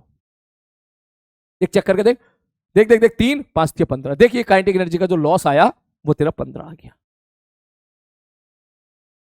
ये वाला लॉस 15 आ गया। हमारी बात यही चीज अगर तुम ऐसे करेगा तो वहां से भी सॉल्व कर सकता है। आई होप तुझे चीजें समझ में आई होंगी। मैं सारी चीजों को समराइज कर देता हूं, मुझे 15 मिनट लगे इन सारी चीजों को समझाने के लिए। भैया सुन, सबसे पहले कोलिजन इलास्टिक हो, इन इलास्टिक हो, परफेक्टली इन इलास्टिक हो। सबसे पहले तो मोमेंटम कंजर्व कर दे, उसके बाद फिर ई की डेफिनेशन लगा दे। सारे सवाल तेरे यहीं से तेरे सवाल होकर तैयार हो जाएंगे। ई की डेफिनेशन लगा दे, is velocity of separation upon velocity of approach. अब इसमें तेरे ये डाउट आ सकते हैं कि सर V1 V2 आपने आगे क्यों माना, टक्कर के बाद ये पीछे भी तो आ सकता है ना। तो मैं बोलूंगा आगे ही मानो, अगर आपने गलत मान लिया होगा तो फाइनल आंसर नेगेटिव आ जाएगा, लेकिन तेरा सवाल गलत नहीं होगा, तेरा सवाल सही हो जाएगा। तुम तो आगे ही मान के सॉल्व करो, किसी को नेगेटिव आना होगा तो वो नेगेटिव आ जाएगा, इसमें तुम कहे नोट ले रहे हो। क्लियर है भाई? हाँ, तो चलो इस पे 2-3 सवाल और देख लेते हैं जल्दी जल्दी। सपोज इसी क्वेश्चन में मैं ऐसा कह दूं, भाई साहब 2 किलोग्राम की बॉडी थी, इधर जा रही थी 10 मीटर पर सेकंड से, और दूसरे का मास भी मैंने 2 किलोग्राम ही मान लिया और वो इधर जा रही थी 5 मीटर पर सेकंड से। ठीक, हमने बोला भैया ये बॉडी नंबर ए है, ये बॉडी नंबर बी है, इलास्टिक कोलिजन। बता दो टक्कर के बाद क्या होगा। तुम बोलोगे सर ए की वेलोसिटी मान लो V1 होगी और बी की वेलोसिटी सर मान लो V2 हो जाएगी। मैंने कहा ठीक है। मैंने कहा तो कैसे करें भैया? तो क्या क्या सर जी देखो 2 ही चीजें हैं, आपने बोला था, एक मोमेंटम कंजर्वेशन, इनिशियल मोमेंटम बराबर फाइनल मोमेंटम। सर इस बार P इनिशियल बराबर P फाइनल अगर आप करोगे तो आप सीधा बोलोगे सर ये हो जाएगा 10 गुणा 2 20, ये हो जाएगा 5 दूनी 10 बराबर sir 2 into V1 plus 2 into V2, क्योंकि दोनों का मास इस बार मैंने क्या मान लिया, सेम मान लिया। तो ये हो जाएगा भैया 30, 2 कॉमन निकल के बाहर आ गया, V1 प्लस V2 बराबर निकल के आ गया 15। पहला इलास्टिक कोलिजन है, ई की डेफिनेशन अगर मैं लगाऊंगा तो आप सीधा बोलोगे ई बराबर 1 होता है बराबर velocity of separation V2 minus V1 बटे velocity of approach. Velocity of approach कितना है, बोले वो 5 है, तो V2 माइनस V1 यहां से तुम्हारा निकल के आ गया कितना, 5। जैसे ही आप इसको सॉल्व करोगे तो आप बोलोगे भैया V1 भैया धाड़ धाड़ कैंसिल आउट, 2V2 बराबर 20, V2 बराबर निकल के आ गया 10, V1 बराबर निकल के आ गया 5। मतलब ये वाली वेलोसिटी जो थी भैया, ये वाली वेलोसिटी तो आ गई 10 के बराबर और ये वाली वेलोसिटी आ गई 5 के बराबर। तो यहां हमने एक बड़ी अच्छी खतरनाक चीज हमें नोटिस करी। बोले सर मास अगर सेम हो, मास अगर सेम है, दोनों का मास मैंने सेम मान लिया, इलास्टिक कोलिजन हो, तो यहां पर वेलोसिटी की अदला बदली हो जाती है। यहां ए वाले पार्टिकल की वेलोसिटी कितनी थी, 10 मीटर पर सेकेंड, तो इसने अपनी वाली वेलोसिटी बी वाले बंदे को दे दी, देख ले यहां पर, और बी वाले बंदे की वेलोसिटी थी 5 मीटर पर सेकेंड, तो इसने अपनी वेलोसिटी ए वाले बंदे को दे दी यहां पर 5 मीटर पर सेकेंड। तो ये एक बहुत ही इंपॉर्टेंट रिजल्ट होता है, मैं फिर से रिपीट कर देता हूं, it is only and only applicable for the elastic collision. अगर इलास्टिक कोलिजन है, मास सेम है, तो भैया अदला बदली हो जाएगी, अपनी वाली उसको दे देगा, उसकी वाली अपने पास रख लेगा। वेलोसिटी क्लियर है भाई साहब, वेलोसिटी। ठीक, तो अब इस चीज का इस्तेमाल तो भैया बार बार करो। अब जैसे मैं तुझसे क्वेश्चन पूछूं कि बोले सर जी एक मास रेस्ट पर है और दूसरा मास V0 वेलोसिटी के साथ जा रहा है, बताओ अब क्या होगा। अब तुम बोलोगे अरे सर कुछ नहीं होगा, ये आएगा इससे टकराएगा, टकराने के बाद अगर ये A है ये B है, तो A वाला तो अपनी रेस्ट पर आ जाएगा और B वाला आगे V वेलोसिटी के साथ भाग जाएगा, जैसे कि अक्सर हम लोग कैरम में देखते हैं। क्या बोले सर ये वाली वेलोसिटी, सर दोनों का मास सेम है और मैंने कह दिया इलास्टिक कोलिजन है। हाँ कभी होगा जब इलास्टिक कोलिजन है, इलास्टिक कोलिजन है, सर टकराएगा इससे, मैंने कहा बिल्कुल टकराएगा, तो ये अपनी वाली वेलोसिटी तो इसको दे देगा, इसके बाद थी ना, तो इसके बाद 0 वेलोसिटी तो 0 उसको मिल गई, और अपनी वाली उसको दे देगा, उसकी वाली अपने पास रख लेगा। तो मतलब ए की वेलोसिटी B0 थी तो वो B को मिल जाएगी, और B की वेलोसिटी 0 थी तो वो A को मिल जाएगी। इसी प्रकार से और क्वेश्चन आते हैं, जैसे होता है ना हम कैरम खेलते हैं, स्टार्टिंग में ऐसे मारते हैं इधर से कट करके कि उधर वाली गोटी निकल जाती है, आपने नोटिस किया होगा। Although carrom is not the exactly example I am taking here, क्योंकि यहाँ पे मास सेम होना जरूरी है, स्ट्राइकर और गोटी का मास सेम नहीं होता, लेकिन सपोज मान लो थोड़ी देर के लिए दोनों का मास सेम है, तो तुमने नोटिस किया होगा स्टार्टिंग में जब गेम सजाते हैं तो इधर से मारते फटाक से, तो उधर की गोटी निकल जाती है। तो वही वाला केस यहाँ पर भी हम बना सकते हैं। मैं तुमसे कह दूं भाई साहब यहाँ पर एक बॉडी ए, एक बॉडी बी, यहाँ पे इतनी सारी बॉडी है जो इस प्रकार से चिपक के बैठी हुई है, ये ले B-C-D, और यहां से एक बॉडी P है जो यहां आई V0 वेलोसिटी के साथ टकराई, ऑल कोलिजन आर इलास्टिक, तो कहेगा बताओ क्या होगा। मैंने कहा भैया ये सारी बॉडी रेस्ट पर है, ये आएगा इससे टकराएगा, अपनी वाली वेलोसिटी इसको दे देगा। मैंने कहा ठीक है भाई साहब, और जैसे अपनी वाली वेलोसिटी इसको देगा तो P वाला तो मेरे भाई रेस्ट पर आ जाएगा, और P वाला रेस्ट पर आएगा, A को वेलोसिटी B0 दे देगा, फिर B0 वाला B से टकराएगा, फिर B C से टकराएगा, फिर C D से टकराएगा, तो कुल मिला के D वाला आखिरी में आगे भाग जाएगा, और ये A B C ऐसे ही रहेंगे और D ऐसे आगे भाग, बात समझ में आ गई। और D की वेलोसिटी कितनी हो जाएगी भाई साहब, V0।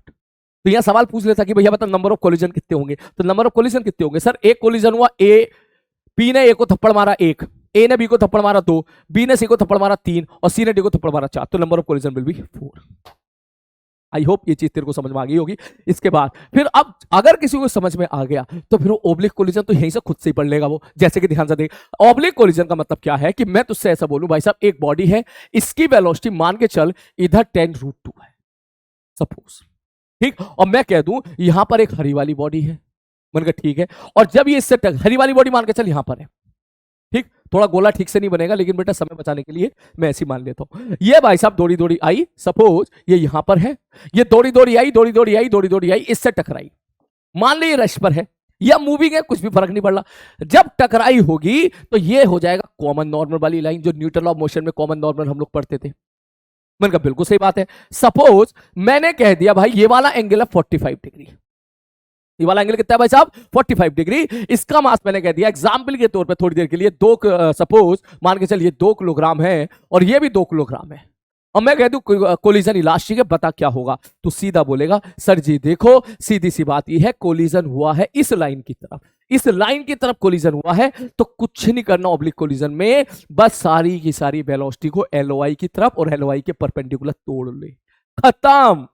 अगर मैं यहां पर बनाऊं, बोले सर ये हमारी एलओआई है, तो सीधा बोल, बोले सर जी देखो ये वाले ये पीली वाली बॉडी है सर, ये 10√2 है, तो इसका कंपोनेंट इधर कितना हो जाएगा, मैंने कहा भैया इधर हो जाएगा 10 मीटर पर सेकेंड, इधर कितना हो जाएगा सर, इधर भी हो जाएगा 10 मीटर पर सेकेंड, और यहां पर हरी वाली बॉडी बनी है, मैंने यहां पर ऐसे बिंदु बिंदु से दिखा दिया है ताकि मैं तुमको और बेटर तरीके से समझा पाऊं। इसके बाद बोले सर इसके बाद क्या बचा सवाल में, आप बता दो कोलिजन कैसा है, मैं कहूंगा भैया कोलिजन इलास्टिक है, E बराबर 1 है, ये 2 किलोग्राम और ये 2 किलोग्राम, तो कहेगा सर अब इस तरफ एलओआई की तरफ हेड ऑन कोलिजन लगा दो, मतलब ऑब्लिक कोलिजन कुछ नहीं है, बस जिधर कोलिजन हो रहा है, जिधर टकराव हुआ है, जिधर कॉमन नॉर्मल है वो लाइन खींच और उस लाइन की तरफ तू क्या कर दे भाई साहब, हेड ऑन कोलिजन की कैलकुलेशन कर दे, मतलब इसको भूल जा थोड़ी देर के लिए, ये वाली वेलोसिटी भूल जा। अब तू ये बता क्या तेरे को सवाल दिख रहा है कि एक बॉडी 2 किलोग्राम की बॉडी दूसरी रेस्ट से टकरा रही है 10 मीटर पर सेकंड से, तो सवाल तो तेरा ये वाला हो गया, ये वाला ठीक, तो अगर ये वाला हो गया तो सीधा बोलेगा ठीक है सर, टक्कर के बाद अगर आप चाहते हो टक्कर के बाद बताओ क्या होगा,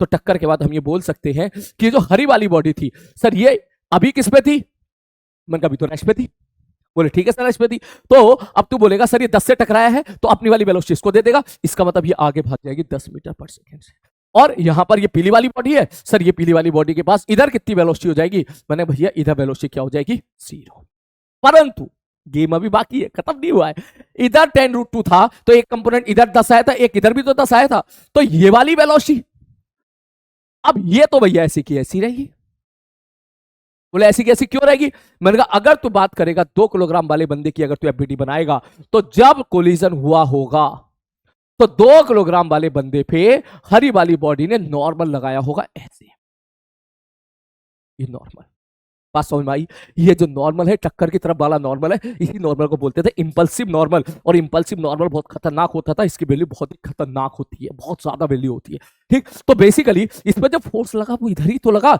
इस दिशा में तो कोई फोर्स नहीं लगा ना, जब इधर कोई फोर्स लगा ही नहीं है तो मोमेंटम विल बी कंजर्व, तो इसका मतलब तू बोलेगा सब वेलोसिटी 10 थी तो 10 ही रहेगी, जब फोर्स ही नहीं लग रहा किसी दिशा में तो इस दिशा में वेलोसिटी क्यों बदलेगी भाई, वेलोसिटी तो सेम रहेगी, तो इसका मतलब सर ये वाली वेलोसिटी होगी ये 0, इसका मतलब इसको भूल जाओ, तो होगा ये कि ये वाला जो पार्टिकल है, ये वाला पार्टिकल आपका ऐसे मूव कर जाएगा, इधर एक पार्टिकल भागेगा इस तरफ और एक पार्टिकल भागेगा इस तरफ, तो यह सवाल भी आता है कि अगर इलास्टिक कोलिजन है, मास सेम है, ऑब्लिक इलास्टिक कोलिजन है, मास सेम है, तो टक्कर के बाद दोनों पार्टिकल एक दूसरे के 90 डिग्री पर मूव कर जाते हैं, एक उधर भाग जाएगा दूसरा इधर भागेगा, after the collision both will move perpendicular to the each direction, perpendicular in the perpendicular direction to each other. मैं फिर से रिपीट कर देता हूं, इलास्टिक कोलिजन है, हेड ऑन कोलिजन है, अदला बदली हो जाएगी, अपनी वाली उसको दे देगा, उसकी वाली अपने पास रख लेगा, ऑब्लिक कोलिजन है, ऑब्लिक इलास्टिक कोलिजन है और मास सेम है, तो इसका मतलब टक्कर के बाद दोनों के दोनों बंदे एक दूसरे के परपेंडिकुलर डायरेक्शन में जाएंगे। अब सर ये सवाल तो आसान होता, सब मुश्किल सवाल करो, मैंने कहा मुश्किल क्या, कुछ भी कर ले, अब इसका मास चेंज कर दे, चल तू इसका मास कहते सर 3 किलोग्राम है, समझ में आ रही है, ठीक है सर 3 किलोग्राम है, मान के चल E बराबर 1 है और इसकी भी वेलोसिटी दे दे, ये ले, मान ले इसकी वेलोसिटी इधर है 10 मीटर पर सेकेंड 60 डिग्री पर, ये ले, तो फिर तू क्या बोलेगा? बोले सर बोलना क्या है? सर वही सवाल है जो आपने अभी थोड़ी देर पहले कराया था। सीधा बोला, बोले क्या? बोले सबसे पहले वेलोसिटी का कंपोनेंट कर लो सर, सबसे पहले वेलोसिटी का कंपोनेंट कर लो। मैंने कहा आजा कंपोनेंट कर ले भैया। तू जल्दी से चेक करके बता, ये पीली वाली बॉडी इधर 10√2 है, 45 डिग्री है, तो ये टक्कर से जस्ट पहले का डायग्राम है। तो अगर मैं वेलोसिटी को रिजॉल्व करूंगा तो इसकी वेलोसिटी इधर 10 होगी और इसकी वेलोसिटी भी इधर 10 होगी। उनका करेक्ट है। नेक्स्ट अगला प्रश्न, बोले सर ये 3 किलोग्राम की बॉडी है, तो यहां पर सर 3 किलोग्राम बना लो थोड़ी देर के लिए। 3 किलोग्राम बोले सर ये 10 है, तो इधर होगा 10 cos 60 जो कि हो जाएगा 5, इधर हो जाएगा 10 sin 60 जो कि हो जाएगा 5√3। ये हो गया तेरा 2 kg, ये हो गया तेरा 3 kg, और ये तेरा हो गया E की वैल्यू 1। तो क्या अगर मैं थोड़ी देर के लिए इस वेलोसिटी को भूल जाऊं तो क्या तुझे पुराना सवाल दिख गया जो अभी कराया था? 2 किलोग्राम 10 मीटर पर सेकेंड, 3 किलोग्राम 5 मीटर पर सेकेंड। अगर मैं इसको 90 डिग्री ऐसे घुमा के तुझे फील कराऊं तो चेक कर, वही सवाल तो हो गया जो अभी हम लोगों ने किया था। तो हमारी बात, कौन सा सवाल हो गया? ये वही वाला सवाल हो गया, ये वाला सवाल हो गया जो मैंने अभी प्रैक्टिस कराई थी। ये वाला क्वेश्चन है, ये वाला 2 किलोग्राम 10 मीटर पर 3 किलोग्राम 5 मीटर। सेम कैलकुलेशन चलेगी, सेम कैलकुलेशन करेगी, और आंसर तेरा टक्कर के बाद क्या आ जाएगा? सर आंसर आ जाएगा टक्कर के बाद आप बोलोगे कि सर पीली वाली बॉडी जो थी उसकी वेलोसिटी इधर हो जाएगी 4 मीटर पर सेकेंड, और सर यहां पे जो नीली वाली बॉडी थी उसकी वेलोसिटी इधर कितनी हो जाएगी भाई साहब? कितनी? 9 मीटर पर सेकेंड। अभी रुक, अभी तो इधर की बात हुई है, एलओआई की तरफ बात हुई है, इधर वाली तो बाकी है। मैंने कहा तो ठीक है, मैंने कहा इस पे इधर कोई फोर्स नहीं लगा तो ये 10 की 10 ऐसी रहेगी, ऐसे ही रहेगी। इसको उठा के ऐसे चिपका दे, ये ले। और ये वाली सर ये भी ऐसी रहेगी, इसको उठा के ये चिपका दे। आई होप तुझे इस बात समझ में आ गई होगी। अब टक्कर के बाद तुझे वेलोसिटी पता चल गई है। ये वाले भाई साहब कहीं उधर भाग जाएंगे, वाले भाई साहब कहीं उधर भाग जाएंगे। सवाल में तुझसे कुछ भी पूछ सकता है। अगर जेईई एडवांस लेवल पे मुश्किल सवाल बनाना हुआ तो तुझसे ये भी पूछ सकता है, फाइंड द एंगल बिटवीन, दोनों के रास्ते के बीच का एंगल बता दो कितना होगा। एंगल मतलब समझ रहा है? तू बोलेगा सर देखो ये भागेगा कहीं उधर और ये भागेगा कहीं उधर, तो बता दो दोनों के बीच में, दोनों लाइन के बीच में कितना एंगल होगा। तो सवाल तेरा मैथ्स का हो गया। तो चुपचाप यहां तक पहुंच, मान ले ये एक्स एक्सिस है, मान ले ये वाई एक्सिस है, तो इसकी वेलोसिटी पता चल जाएगी कितनी? सर 4i के प्लस 10j के, इसकी वेलोसिटी पता चल जाएगी। v1 पता चल गया, v2 पता चल गया। दो वेक्टर के बीच के एंगल तुझे निकालना आता होगा। वेक्टर में कितना, किस सही जगह इस्तेमाल हुआ है इस चीज का। दो वेक्टर के बीच का एंगल कैसे निकालते थे? a डॉट बी बराबर ab cos थीटा। तो यहां पर ये वेलोसिटी पता चल गई, ये वेलोसिटी पता चल गई, तो v1 डॉट v2 बराबर v1 into v2 into cos theta. तो दोनों वेलोसिटी के बीच का एंगल तुझे पता चल जाएगा। तो दोनों पार्टिकल जहां जा रहे हैं उन दोनों लाइन के बीच की तेरे को एंगल पता चल जाएगा, खेल सवाल के साथ। अच्छा वो पूछ लेगा मैक्सिमम पोटेंशियल एनर्जी बता दे, same case maximum potential. Sir ये वाला केस तो सेम रहा, इसको तो भूल जाओ। सर ये इधर 10 मीटर पर सेकंड से टकरा रहा था, जब ये वाली वेलोसिटी ये वाली वेलोसिटी, सर इस लाइन की तरफ दोनों बंदों की वेलोसिटी सेम हो जाएगी, तब मैक्सिमम पोटेंशियल एनर्जी आएगी, जैसा कि मैंने थोड़ी देर पहले आपको रिवाइज कराया था।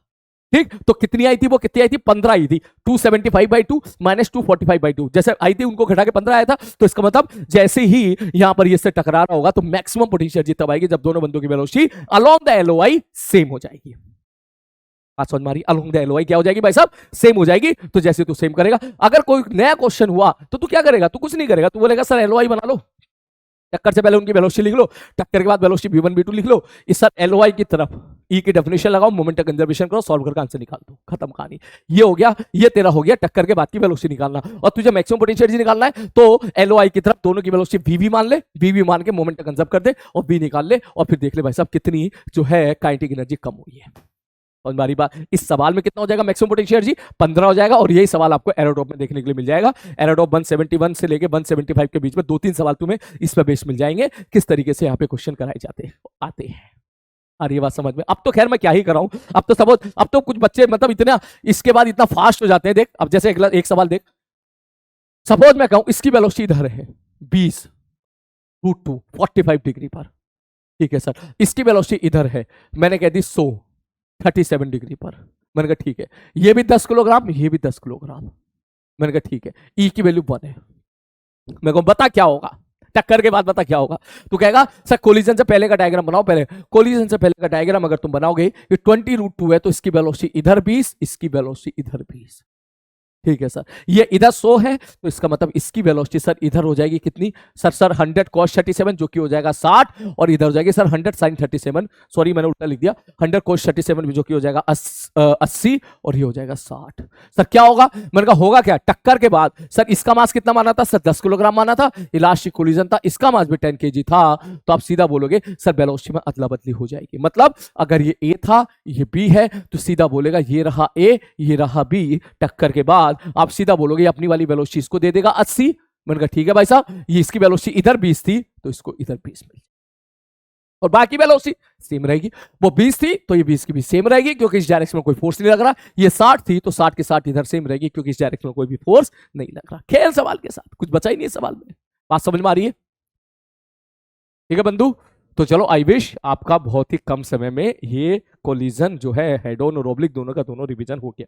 अब इसमें एक पॉइंट और रह गई है। बोले क्या, बोले सर मैं यहाँ पे रिवाइज कराता हूँ वाला भी, पहले बात कर लेता हूँ हेड ऑन कोलिजन के लिए कि अगर कोई एम मास की बॉडी, तो हमारी बात अगर कोई एम मास की बॉडी किसी बहुत ही बड़े मास से टकराती है, ठीक, वी वेलोसिटी के साथ टकराती है, तो वो ईवी से वापस आती है।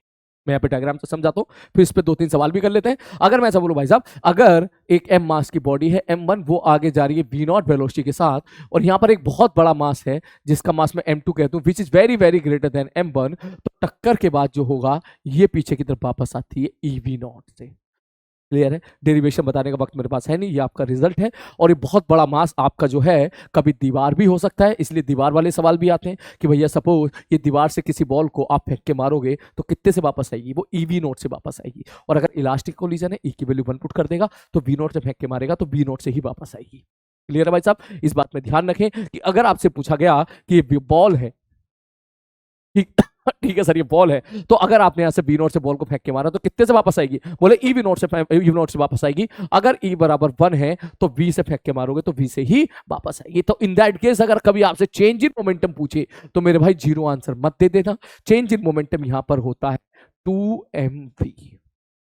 2mv क्यों? शुरू में मोमेंटम था m इंटू वी आगे, ठीक, तो आप चाहो तो ऐसे प्रॉपर डायरेक्शन वाइज लिख दो। बोले सर आप चाहो तो ऐसे लिख दो, सब वेक्टर चेंज इन मोमेंटम पूछ रहे हो तो final vector minus initial vector, sir आप लिखोगे फाइनल मोमेंटम हो जाएगा ई वी नॉट, सब ई की वैल्यू 1 है तो m इंटू वी नॉट पीछे की तरफ minus initial velocity sir m into V not आगे की तरफ। तो जैसे आप सॉल्व करोगे -2mv0 आई कैप आ जाएगा।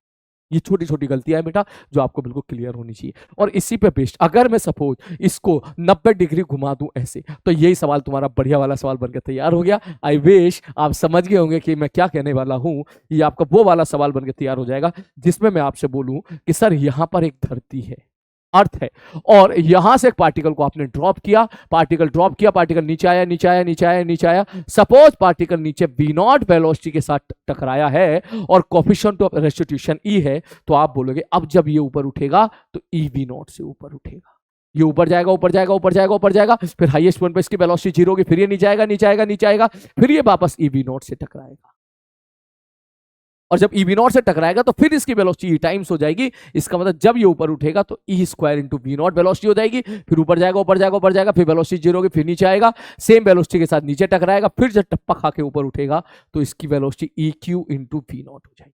इस प्रकार हर टक्कर के बाद उसकी वेलोसिटी v0 टाइम्स होती चली जाएगी। यहां पर टाइम ऑफ फ्लाइट का रेशियो पूछ सकता है, मैक्सिमम हाइट का रेशियो पूछ सकता है, वो सारे सवाल तुम्हारे काइनेमेटिक्स के बनके तैयार हो जाएंगे। एक छोटा सा सवाल मैं यहां पे ले लेता हूं ताकि आपको थोड़ा और बेटर लगे। मैं तुझे बोलूं, मैंने कहा सपोज मान के चलो कि पार्टिकल को तूने ऊपर से ड्रॉप किया, जब वो नीचे गिरा, या सिंपल से ऐसे समझ पार्टिकल को मैंने ऊपर फेंक के मारा 80 मीटर पर सेकेंड से,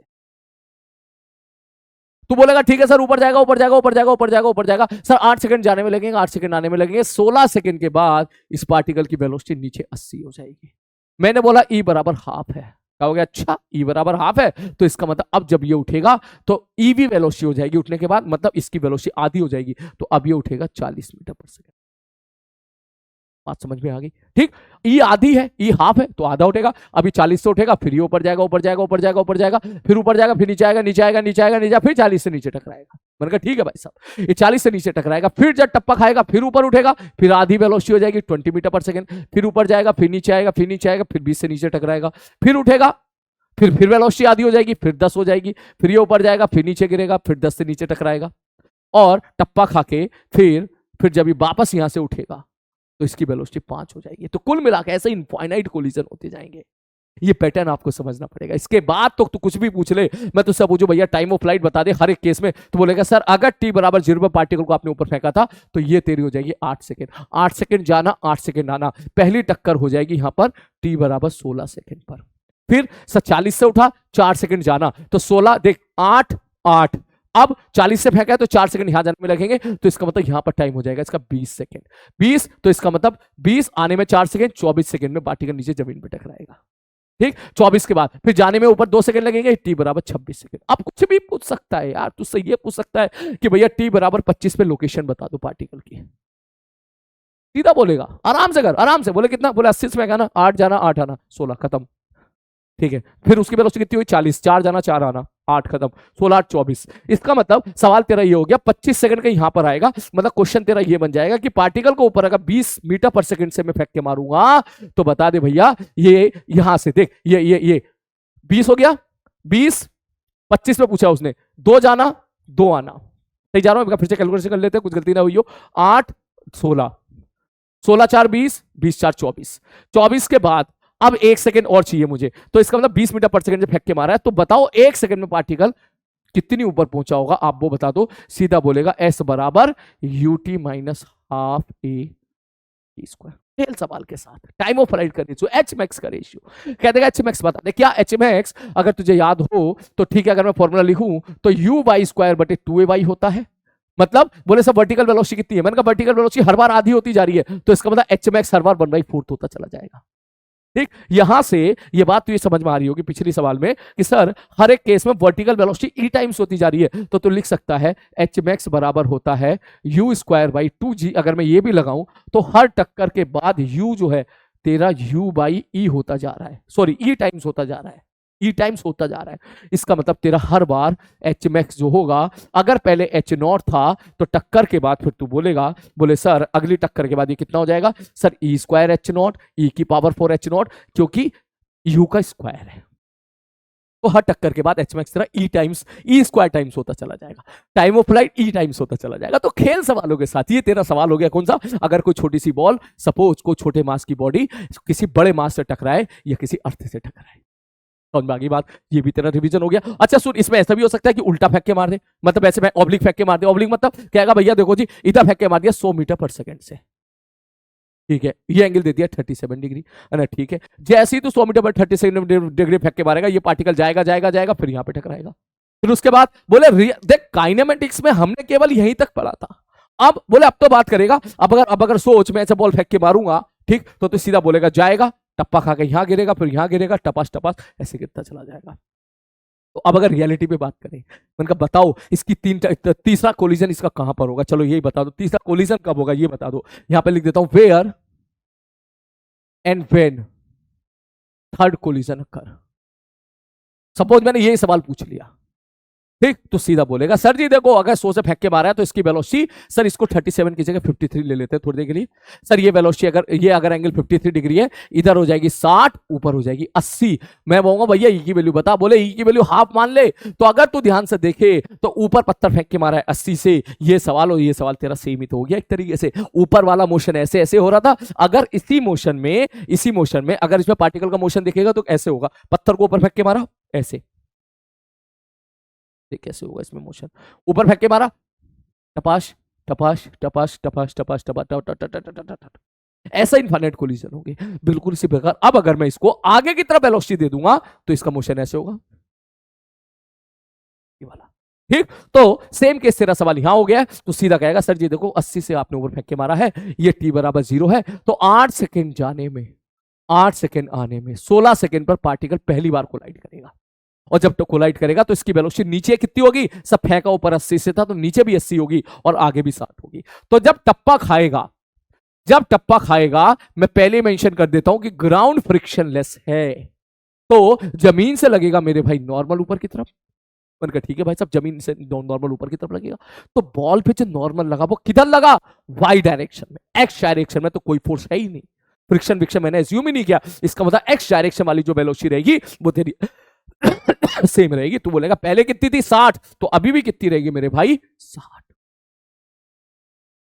ठीक है सर। अब बोले सर ऊपर वाली वेलोसिटी, सर ये 80 से फेंका था, जब नीचे टकराएगा तो 80 से नीचे गिरेगा। अगर 80 से नीचे गिरता तो कितने से ऊपर उठता? V से गिरता तो EB से उठता, 80 से नीचे गिराएगा तो EB से, मतलब 40 से ऊपर उठेगा, फिर से टप्पा खाएगा। आगे वाली वेलोसिटी सेम रहेगी, 40 से नीचे गिरेगा तो 20 से ऊपर उठेगा, फिर से टप्पा खाएगा। इस तरीके से तेरा होता चला है। तो पूछेगा बता दो कोलिजन कब होगा? बोलेगा जी तीसरा कोलिजन कहां होगा? बोले पहला, दूसरा, तीसरा। ये तीसरा कोलिजन है। मैं पूछूं बता कब होगा, तो कहेगा देखो जी ये 8 सेकंड जाना 8 सेकंड आना, मैं सीधा टाइम लिख रहा हूं, देख 8 + 8, ठीक है। यहां से 4 जाना 4 आना, ठीक है। यहां से 2 जाना 2 आना, ये तेरा आंसर हो गया। अगर तुझसे पूछेगा भैया रेंज बता दे कहां पर, किस जगह पर ये कोलिजन हुआ होगा, तो कहेगा अरे कुछ भी नहीं है सवाल में। बोले सर आगे जब एक्स के बारे में बात करो तो वाई को भूल जाओ, एक्स में बंदे की वेलोसिटी हमेशा 60 है, हमेशा आगे भाग रहा है 60 मीटर पर सेकंड से। तो तीसरा जो कोलिजन होगा 60 × t, that will be the तीसरी रेंज। यही सवाल तू टावर से फेंक के मार दे, ये सवाल कहीं और से फेंक के मार दे। इस बार जेईई एडवांस में इस टाइप का सवाल आ गया था, उसने ऐसा बोला था, उसने बस 2 सवालों को मिक्स कर दिया था। याद करो work energy theorem, last lecture मैंने बताया था। अगर मैं कह दूं ये वाली डिस्टेंस सपोज 3h है और यहां से पार्टिकल को मैंने ड्रॉप कर दिया, तो ये पार्टिकल नीचे आएगा नीचे आएगा नीचे आएगा नीचे आएगा, इसकी वेलोसिटी आगे हो जाएगी। अगर मैं कहता कि ये h है तो शायद आप ये वर्क एनर्जी थ्योरम से बता सकते हो कि इसकी वेलोसिटी √2gh हो जाएगी। मैंने कहा करेक्ट है। लेकिन वही अगर मैं कह दूं कि सर इसकी वेलोसिटी h नहीं है 3h है, तो h की जगह 3h पुट करेगा तो √6gh हो जाएगा। बोले ठीक है। अब सपोज मैं कह दूं भैया ये हमारी जमीन है, ठीक, बता क्या होगा? बोले जमीन है, बोले सर ये हाइट बता दो। मैंने बोला ये हाइट मान के चलो थोड़ी देर के लिए h है, तो तू कहेगा ये बॉल जाएगी जाएगी जाएगी जाएगी, यहां टप्पा खाएगी, और यहां टप्पा खा के मैं थोड़ा सा डायग्राम, थोड़ा सा जगह कम पड़ गई है इसलिए थोड़ा सा डायग्राम मैं वैसे बना लेता हूं, छोटा सा बना लेता हूं, ठीक। यहां से जाएगा जाएगा जाएगा जाएगा जाएगा जाएगा जाएगा, यहां टप्पा खाएगा, फिर यहां टप्पा खाएगा, फिर यहां टप्पा खाएगा।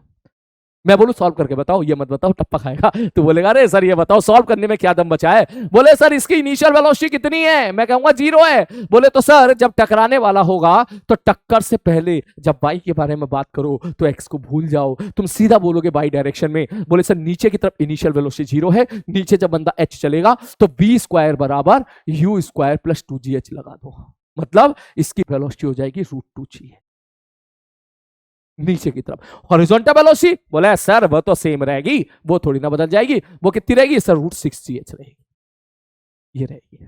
तो अब मैं बोलूं, मैंने कहा बताइए उठेगा कितने से, तुम कहोगे अरे आप मुझे बताओ ना ई की वैल्यू कितनी है। अगर ई की वैल्यू ई है तो ये उठेगा e × √2gh से, और इसकी वेलोसिटी आगे कितनी हो जाएगी √6gh, ये तो तेरी सेम रहेगी। सॉरी जेईई एडवांस ने यही सवाल इस बार प्रॉपर बढ़िया डाटा के साथ बना के दे दिया था। आई डोंट थिंक ये सवाल मुश्किल है, ये सवाल बेसिकली डिपेंड करता है इसी सवाल पे। समझ में आ रही बात? और यहां से फिर एक चीज और, तुम्हें अगला आर्टिकल तुम्हें रिकॉल रिवाइज करा दूं कि अगर सपोज मैं ऐसा बोलूं ये हॉरिजॉन्टल है, सपोज ये कैरम है, आई नो कैरम आप जानते होंगे, ये कैरम है, कैरम, ठीक है सर। और यहां से कोई एक स्ट्राइकर सपोज गोटी ऐसे आई और ऐसे आती है, तो तुम्हें पता है टकरा के ऐसे निकल जाती है। मैंने कहा ठीक है, तो इसकी भी कैलकुलेशन कर लेते हैं कि अगर मैं ऐसा बोलूं कि यहां से कोई स्ट्राइकर है या गोटी है, तुमने इसको इधर v0 वेलोसिटी दे दी है, सपोज 10 मीटर पर सेकंड की वेलोसिटी दे दी है, और ये एंगल मैंने कह दिया थोड़ी देर के लिए 37 डिग्री है, तो बताओ क्या होगा? तो कहेगा सर जी देखो जैसे ही ये बॉल यहां टकराएगी इस पे नॉर्मल लगेगा इधर से, यहां फ्रिक्शन में कह देता हूं 0 है, तो आप बोलोगे कि सर जी ये जैसे यहां पर आएगी इससे टकरा के उधर भाग जाएगी। मैंने कहा ये बताओ उसकी टकराने के बाद वेलोसिटी क्या होगी? तुम बोलोगे सर ये 10 है, तो नीचे की तरफ सर 10 cos 37 जो कि 8 हो गया, आगे की तरफ 10 sin 37 जो कि 6 हो गया। तो टक्कर के बाद सर क्योंकि इस डायरेक्शन में इस पर कोई फोर्स नहीं लग रहा है, तो ये तो 6 का 6 ही रहेगा, ये तो 6 का 6 ही रहेगा। और अगर आपसे पूछा जाए सर ये बताओ इधर कितनी वेलोसिटी होगी, मैं कहूंगा मुझे ई बता दे। अगर ई बराबर हाफ है तो अगर ये 8 से नीचे टकराएगा तो 4 से ऊपर उठेगा, खत्म कहानी। इसमें 2 प्रकार के सवाल पूछे जा सकते हैं। पहला प्रश्न, सर ये हॉरिजॉन्टल फ्रिक्शनलेस फ्लोर है, अब ये कहानी हो गई। कुछ बच्चे सोचेंगे सर वर्टिकल में अगर बॉल को ऐसे फेंक के मारे तब भी ये लगा सकते हैं टक्कर से जस्ट पहले और टक्कर के जस्ट बाद के लिए, क्योंकि इन दैट केस जो फोर्सेस पे लगेंगे वो 2 फोर्स लग रहे होंगे, एक लग रहा होगा नॉर्मल जमीन से और एक लग रहा होगा mg, और mg होता है नॉन इंपल्सिव। जैसे यहाँ पे बात आई गई है, तो पहले मैं आपको इंपल्सिव नॉन इंपल्सिव 2 मिनट में रिवाइज करा दूं। हमने फोर्सेस को 2 कैटेगरी में तोड़ा, एक होते हैं इंपल्सिव फोर्स, एक होते हैं non impulsive force. Impulsive force वो होते हैं जो बहुत ही कम समय में अच्छा खासा मोमेंटम चेंज ला देते हैं। नॉन इंपल्सिव वो फोर्स होते हैं जो बहुत ही कम समय में कुछ खास मोमेंटम में चेंज नहीं लाते। नॉन इंपल्सिव फोर्सेस को हम लोग अक्सर क्लास में नल्ला फोर्स बोलते हैं कि थोड़े से टाइम में इनकी औकात कुछ भी नहीं है, मोमेंटम में कुछ खास चेंज लाने की इनकी हैसियत नहीं है। तो नॉन इंपल्सिव फोर्सेस की कैटेगरी में आते हैं सबसे पहले स्प्रिंग फोर्स, श्योर शॉर्ट है, नॉन इंपल्सिव होगा। उसके बाद एमजी फोर्स, श्योर शॉर्ट है कि भाई साहब ये दोनों फोर्स हमेशा नॉन इंपल्सिव होंगे। उसके बाद इंपल्सिव में केस डिपेंडेंट आता था, टेंशन, नॉर्मल, फ्रिक्शन, ये सब केस डिपेंडेंट होते हैं। इंपल्सिव फोर्सेस कुछ भी हो सकता है। एग्जांपल के तौर में तुझसे नॉर्मल पूछूं तो टक्कर की तरफ जो नॉर्मल होता है वो हमेशा इंपल्सिव होता है। अगर रस्सी में कभी झटका लगा, सडनली जर्क आया रस्सी में, तब उस पर्टिकुलर केस के लिए जो टेंशन होगी वो तुम्हारी इंपल्सिव हो जाएगी। बिल्कुल उसी प्रकार अगर मैं बोलूं फ्रिक्शन बराबर म्यू इंटू एन होता है, नॉर्मल अगर इंपल्सिव है तो उसकी वजह से जो फ्रिक्शन लगेगा वो भी आपका क्या हो जाएगा, इंपल्सिव हो जाएगा। मतलब समझ रहे हो, अगर यह फ्रिक्शन ना देता तो यह कैलकुलेशन नहीं होती, फिर ये गलत हो जाता सवाल। क्यों गलत हो जाता? गलत इसलिए हो जाता कि जमीन से जो नॉर्मल लगा है वो किधर लगा है, सर ऊपर की तरफ। तो जब ये टकराता, मान ले फ्रिक्शन लगा, फ्रिक्शन जो होगा फिर वो इंपल्सिव हो जाता। फ्रिक्शन इंपल्सिव हो जाता तो छोटे से टाइम में बहुत बड़ा फोर्स लग गया, तो वही इंपल्सिव फोर्स छोटे से टाइम में बैंड बजा देगा, मोमेंटम अच्छा खासा चेंज कर देगा। ये मेरी बातें उन्हें समझ में आ रही होगी जिन बच्चों ने क्लास में अच्छे तरीके से सारी क्लास अटेंड करी है, उनका मस्त रिवीजन हो रहा होगा। और अगर ऐसा हो रहा हो तो नीचे स्क्रीन को पॉज करके पहले नीचे जरूर कमेंट में टाइप करें कि हाँ सर इस तरह से रिवीजन मस्त हो रहा है हमारा। क्लियर है? खैर लौट के वापस आते हैं। तो इसमें एक आर्टिकल और आपको देखने को मिलता है आपकी कॉपी में, आपकी बुक्स में, वो भी मैं यहां पर रिकॉल करा देता हूं। बोले ये होता है, बॉल इधर से आती है ऐसे, मैंने कहा ठीक है, ऐसे आई और टप्पा खा के ऐसे चली गई। इसमें भी सवाल आ जाते हैं कभी कभी। बोले क्या? बोले थीटा बीटा के बारे में बताओ क्या होगा। मैंने कहा चलो थीटा बीटा के बारे में बता देते हैं क्या होगा, मतलब कितने पे आएगी, कितने पे जाएगी। तो मैं ऐसा सोचो कि सर ये इधर आई है यू वेलोसिटी के साथ, ये वाला एंगल थीटा है, तो नीचे टकराएगी यू कॉस थीटा से। तो जब टप्पा खाने के बाद ऊपर उठेगी तो उसकी वेलोसिटी हो जाएगी, सर आप मुझे बताओ कोफिशिएंट ऑफ फ्रिक्शन कितना है, सॉरी कोफिशिएंट ऑफ रेस्टिट्यूशन कितना है। कोफिशिएंट ऑफ रेस्टिट्यूशन अगर ई है तो अगर यू कॉस थीटा से टकराएगी तो ऊपर ई यू कॉस थीटा से उठेगी, ई टाइम से ऊपर उठ जाएगी। और सर इधर वाली जो वेलोसिटी है वी से यू साइन थीटा, मैंने कहा भैया ये तेरी वेलोसिटी क्या रहेगी, सेम रहेगी। ये तेरी वेलोसिटी क्या रहेगी, सेम रहेगी। तो यहां कभी कभी ये सवाल पूछ लेता है कि अगर मैं यहां पर एक सफेद वाली वर्टिकल लाइन खींचूं, मैं तुमसे कहूं भाई ये वाला एंगल थीटा है, ये वाला एंगल फाई है, then find the relation between theta and phi. तो आप बोलोगे सर ये फाई है तो इसका मतलब ये भी फाई है, तो आप यहां से लिख सकते हो कि tan फाई बराबर हो जाएगा वर्टिकल वाली वेलोसिटी बटे हॉरिजॉन्टल वाली वेलोसिटी। ये कुटरा पुटरा कैंसिल आउट हो गया, ये निकल के आ गया tan थीटा बाई ई। तो tan फाई बराबर tan थीटा बाई ई, यहां से सवाल पूछे जा सकते हैं मैथमेटिकली, क्योंकि ई की वैल्यू 1 से कम होती है या 1 हो सकती है, उसके हिसाब से फाई और थीटा के बीच का रिलेशन आपसे पूछ सकता है। रटना कुछ भी नहीं है, ये रिलेशन कभी जरूरत पड़े तुरंत डिराइव करो, मस्त रहो। हाँ ये जरूर है कि अगर मैं कह दूं ई बराबर 1 है तो फाई बराबर क्या हो जाएगा, थीटा हो जाएगा। यहां पर ई बराबर जैसे ही आप 1 पुट करोगे तो फाई बराबर थीटा निकल के आ जाएगा। इसका मतलब जितने एंगल पे आएगी नॉर्मल के साथ उतने एंगल पर ही बॉडी उधर चली जाएगी। कब? जब कोलिजन इलास्टिक हो।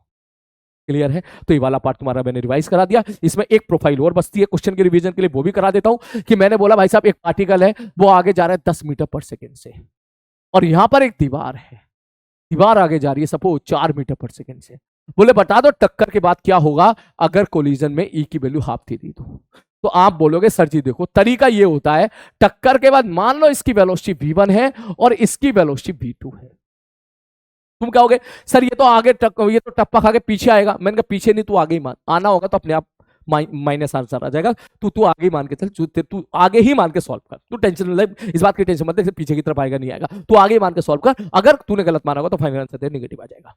ठीक है, अब ध्यान से देख, इसमें एक चीज और आती है कि सर एक दीवार आगे जा रही है 4 मीटर पर सेकंड से, क्योंकि दीवार का मास बहुत बड़ा है तो इसकी सेहत पे कोई फर्क नहीं पड़ेगा, ये 4 मीटर पर सेकंड से ही मूव करेगी।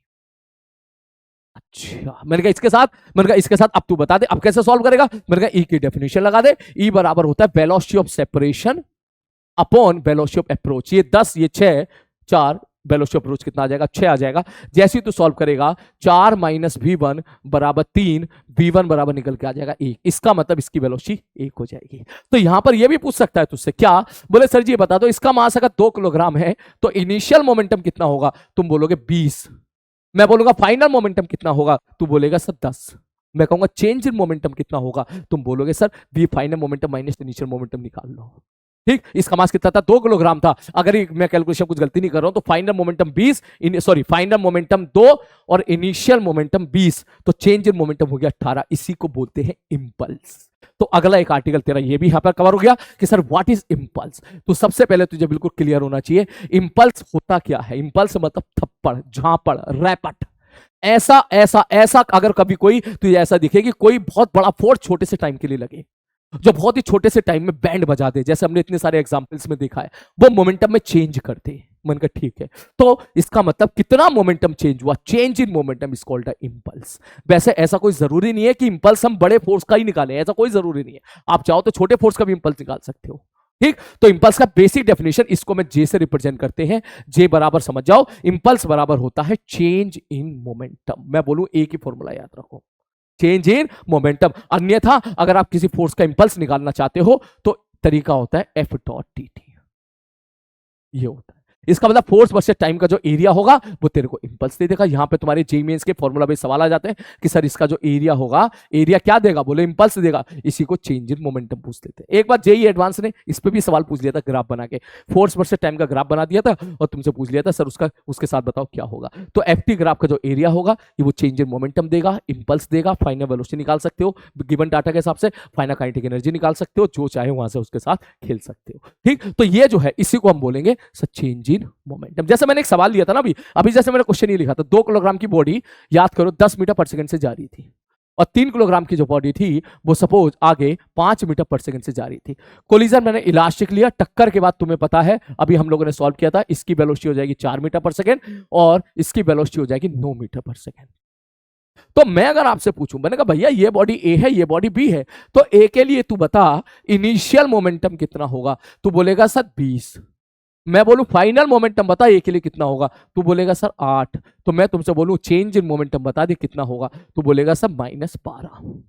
यही हो जाएगा इंपल्स। ये इंपल्स किसने लगाया, ये इंपल्स लगाया 3 किलोग्राम वाली बॉडी ने 2 किलोग्राम वाली बॉडी पर। बात समझ में आई। तो इंपल्स तभी आएगा जब कोई फोर्स लगाओ, जाहिर सी बात है फोर्स लगा, उस फोर्स का इफेक्ट इंपल्स है। आप ऐसा समझो कि फोर्स लगा, इसने जैसे इसे टकराया होगा, एक नॉर्मल फोर्स लगा होगा, बहुत खतरनाक फोर्स, नॉर्मल फोर्स, वो बहुत खतरनाक फोर्स ने मोमेंटम चेंज कर दिया। उस खतरनाक फोर्स की वैल्यू अगर तू जानना चाहे तो सच में बहुत खतरनाक है। तू ऐसा समझ कि सपोज जब ये कोलिजन हुआ होगा, टाइम सपोज इतना है 0.001 सेकेंड, सपोज इतना कम समय था मान के चल, ठीक है सर। तो अगर मैं तुझसे पूछूं इतने कम समय में 2 किलोग्राम वाले के पे लगने वाला अगर एवरेज फोर्स निकालूं तो आप क्या बोलोगे, सर चेंज इन मोमेंटम बटे total time. Change in momentum कितना आया, बोले सर 12 का आया। टोटल टाइम इंटरवल कितना है, मैंने कहा इतना है। तो अगर आप इसको सॉल्व करोगे तो 12 के आगे 4 जीरो, मतलब 1,20,000 न्यूटन का फोर्स लगा है। समझ रहे हैं। टक्कर से जस्ट पहले, मैं एक बार इसको रिकॉल करा रहा हूं, टक्कर से जस्ट पहले 2 किलोग्राम वाले बंदे की वेलोसिटी 10 मीटर पर सेकंड थी। टक्कर हुआ, टक्कर के जस्ट बाद 2 किलोग्राम वाले बंदे की वेलोसिटी 4 मीटर पर सेकंड हो गई। जब टक्कर हुई होगी बहुत ही छोटा सा टाइम होगा, देखता नहीं एक्सीडेंट होता फटाक से हो जाता है एकदम, ठीक, बहुत छोटा सा टाइम होगा 0.001। अगर इसमें भी तुझे बहुत ज्यादा टाइम लग रहा है तो ये ले, ये कर ले, बहुत कम टाइम लग रहा है तो थोड़ा बढ़ा ले, ठीक। तो अब मैं तुझसे पूछूं, मैंने कहा भैया तू मुझे एक बात बता, यहां पर एक जीरो और बढ़ा, यहां पर इतना तो होता ही है जितना मैं अब लिखने वाला हूं, ये ले 0.1 सेकंड तो धोनी का रिएक्शन टाइम होता है, उससे कम में भी कर देता है काम वो कभी कभी, ठीक है, 0.1 सेकंड से कम में, ठीक। तो टाइम मैं तुझसे पूछूं टक्कर से जस्ट पहले और टक्कर के जस्ट बाद का इंटरवल बता कितना होगा, जितनी देर में कोलिजन हुआ होगा। तो कहेगा बहुत ही छोटा। मान ले इस छोटे से टाइम के अंदर इसका मोमेंटम 20 से 8 हो गया, मतलब 12 कम हो गया, तो इस पर कितना फोर्स लगा होगा, चेंज इन मोमेंटम 12 का, टाइम इंटरवल इतना। तो अब अगर मैं इसका जीरो हटाऊंगा तो तू देख ले 12,000 न्यूटन का फोर्स लग रहा है, जो कि एक बहुत ही बड़ा फोर्स है। समझ मारी बात। तो इसी बहुत ही बड़े फोर्स को मैं क्या बोलता हूं, इंपल्सिव फोर्स, क्योंकि टक्कर की तरफ वाला नॉर्मल है, ये इंपल्सिव है, और टक्कर की तरफ वाला जो नॉर्मल होता है वो हमेशा इंपल्सिव होता है, वो छोटे से टाइम में मोमेंटम में अच्छा खासा चेंज ला देता है। तो अब अगर मैं तुझसे पूछूं इस नॉर्मल का इफेक्ट क्या हुआ, तो बोलेगा इस नॉर्मल ने 2 किलोग्राम वाले बंदे का मोमेंटम चेंज कर दिया। कितना चेंज कर दिया, that is the impulse by this normal.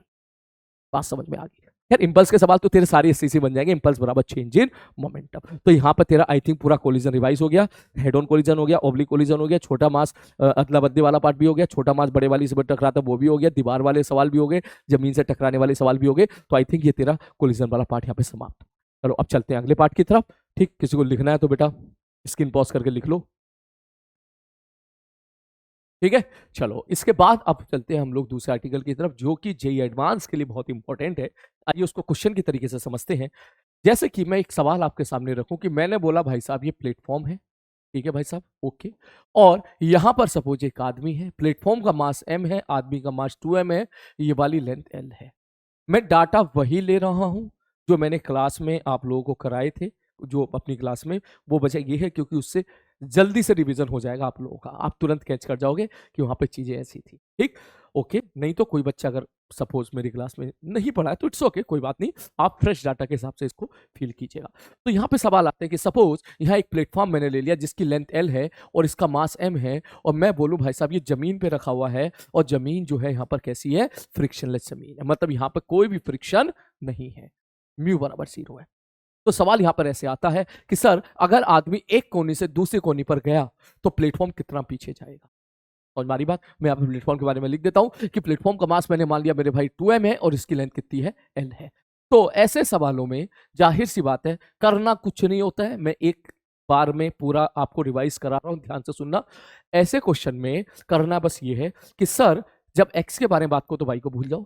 मन का ठीक है, मन का आदमी चल रहा है, हम जब चलते हैं ना तो जमीन को पीछे की तरफ धकेलते हैं, तो जब आदमी आगे जाएगा तो प्लेटफॉर्म को पीछे की तरफ धकेलेगा। तो ये बात तो सच है कि प्लेटफॉर्म पीछे की तरफ जाएगा, आदमी आगे की तरफ जाएगा। लेकिन अगर अपन कैलकुलेशन के बारे में बात करें, मैथमेटिक्स के बारे में बात करें कि कितना आगे जाएगा, तो वो सवाल करने का तरीका क्या होता है कि भैया एक्स के बारे में, अगर मैं एक्स एक्सिस में बात करूं तो मैंने आदमी और प्लेटफॉर्म दोनों को सिस्टम मान लिया, तो कोई भी एक्सटर्नल फोर्स नहीं है, आदमी चल रहा है, आदमी इंटरनल फोर्सेस की वजह से जो भी घटना घटी होगी, आदमी के पास अगर कभी काइनेटिक एनर्जी भी आई तो दैट मीन्स वो समझ जाना वो इंटरनल फोर्सेस की वजह से आई होगी, या हो सकता है उन दोनों के बीच का फ्रिक्शन वो यहां पर जो है प्लेटफॉर्म को मूव करा रहा होगा। लेकिन अगर मैं बात करूं क्या कि सर यहां पर ए और बी को अगर मैं सिस्टम मान लूं, जहां ए है आदमी, बी है प्लेटफॉर्म, तो कोई भी एक्सटर्नल फोर्स यहां पे नहीं है। बात समझ में आ गई, कोई एक्सटर्नल फोर्स नहीं है। एम जी वाई में लग रहा है, नॉर्मल वाई में लग रहा है, ये वाई के फोर्स हो गए, दोनों के बीच में अगर फ्रिक्शन हुआ तो वो इंटरनल हो गया, ठीक, और जमीन का फ्रिक्शन मैंने बोला है नहीं, तो इसका मतलब कोई भी एक्स में एक्सटर्नल फोर्स नहीं है। और अगर एक्सटर्नल फोर्स नहीं है तो आप सीधा बोलोगे कि सर एक्सटर्नल फोर्स अगर जीरो है तो that means acceleration of centre of mass will B zero, और अगर acceleration of centre of mass zero है तो velocity of centre of mass will be constant. तो अगर मैं ऐसा बोलूं कि शुरू में ये आदमी रेस्ट पे था तो सेंटर ऑफ मास की वेलोसिटी शुरू में क्या थी, जीरो, तो बाद में भी क्या होगी, क्योंकि जीरो, क्योंकि हमेशा उसको कांस्टेंट रहना है, तो सेंटर ऑफ मास की वेलोसिटी हमेशा ही जीरो है। सेंटर ऑफ मास की वेलोसिटी जीरो है तो इसका मतलब ये हो गया कि सर मुद्दे की बात ये है कि सेंटर ऑफ मास की वेलोसिटी जीरो है, सेंटर ऑफ मास रेस्ट पर है, इसका मतलब डिस्प्लेसमेंट ऑफ सेंटर ऑफ मास बराबर क्या हो जाएगा, जीरो। मतलब सर m1d1 प्लस m2d2 बराबर m1 प्लस बराबर जीरो। डिस्प्लेसमेंट सेंटर मास क्या होता था, m1d1 प्लस m2d2 बटे m1 plus m2, m1 plus m2 उधर चला गया जीरो की तरफ, उसको मैंने जीरो कर दिया, तो इसका मतलब m1d1 प्लस m2d2 बराबर क्या करना है, जीरो। अब यहाँ पे थोड़ा सा इशू है कि सब प्लेटफॉर्म में किधर मानूं, पीछे मानूं या आगे मानूं। तो इसके लिए बेटर तरीका है, एक तरीका मैं जो कि हम लोग फॉलो करते हैं जिससे हमारी कैलकुलेशन बहुत आसान हो जाती है, वो ये है कि मान लो प्लेटफॉर्म आगे ही मूव किया एक्स, हमें पता है प्लेटफॉर्म पीछे मूव करेगा, लेकिन मान लो प्लेटफॉर्म आगे मूव किया x, तो हम ये ऐसा लिख सकते हैं कि प्लेटफॉर्म का मास, सपोज मैंने m कह दिया, 2m नहीं m कह दिया, प्लेटफॉर्म का मास m है, मान लो प्लेटफॉर्म आगे x गया तो प्लेटफॉर्म का डिस्प्लेसमेंट हो जाएगा m इंटू एक्स, प्लस आदमी यहां से यहां चला गया, आदमी यहां से यहां पे चला गया, चल के गया है, उड़ के नहीं गया है, मैंने यहाँ पे डायग्राम भले ही ऐसा बना लिया हो, ठीक, आदमी यहां से यहां गया हुआ है, यहां पे लिख देता हूं मैं a पॉइंट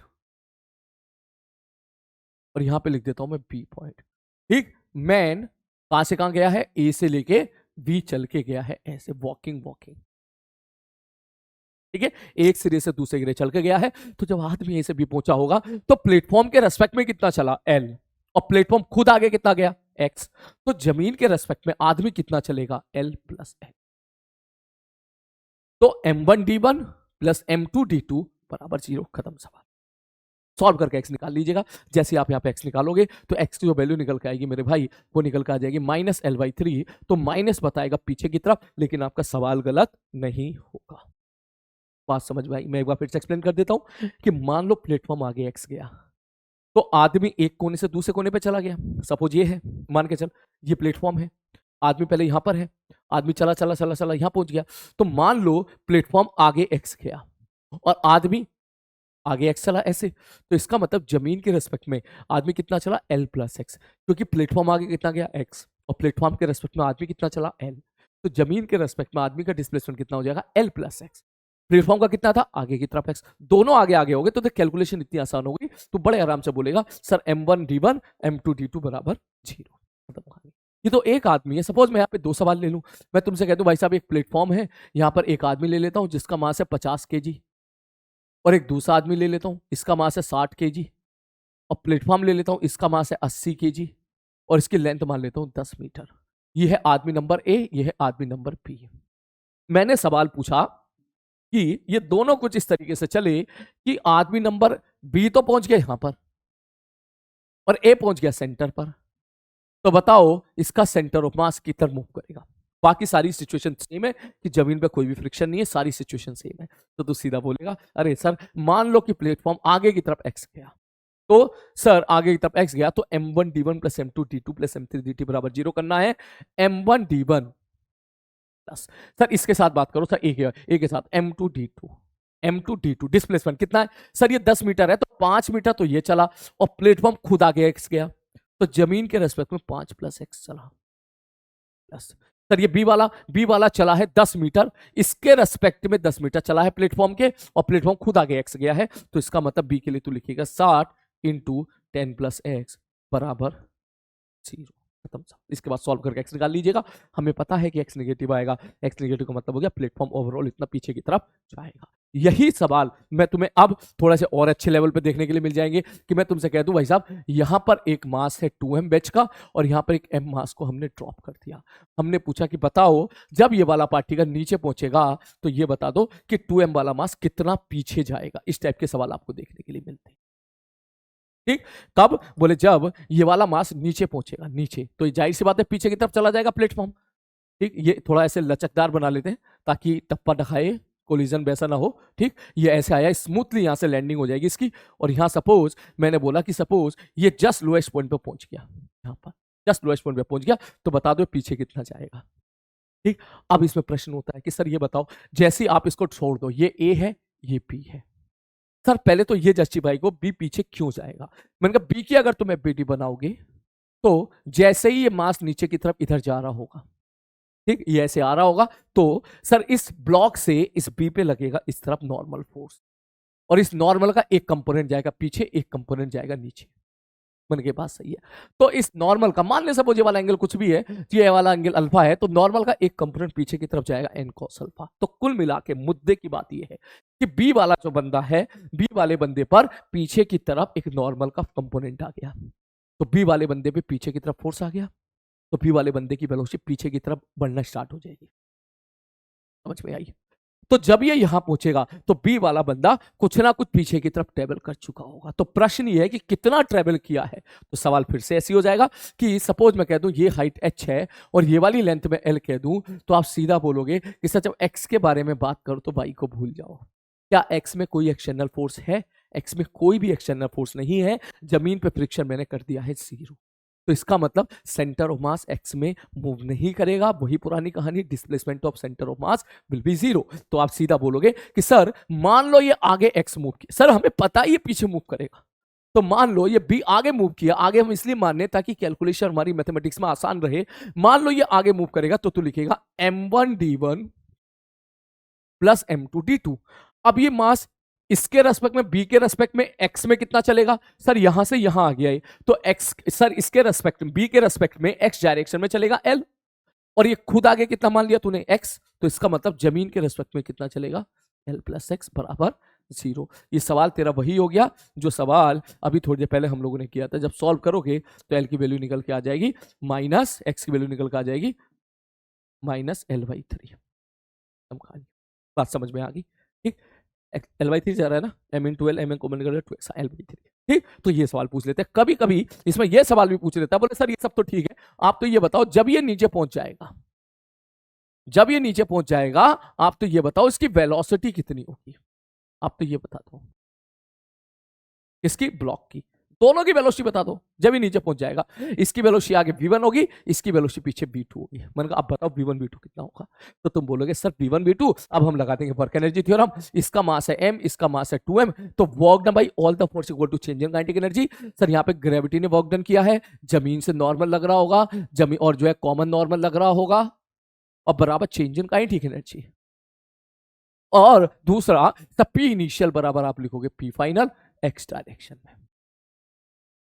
दो इक्वेशन आपकी बनेगी, एक मोमेंटम कंजर्वेशन और दूसरी वर्क एनर्जी थ्योरम। अगर मैं मोमेंटम कंजर्वेशन के बारे में बात करूं तो आप बोलोगे सर ये शुरू में रैश पे था, ये भी रैश पे था, तो इनिशियल मोमेंटम 0 था, फाइनल मोमेंटम सर इसका है mv1 आगे, तो इसका है पीछे की तरफ 2mv2, इसका मास 2m है, तो v1 बराबर निकल के आ जाएगा 2v2, पहली इक्वेशन। दूसरी equation sir work energy theorem, work done by gravity. Sir ये ओवरऑल ऊपर से नीचे h आया, तो ग्रेविटी का वर्क डन इस पे हो जाएगा mgh प्लस लगा के।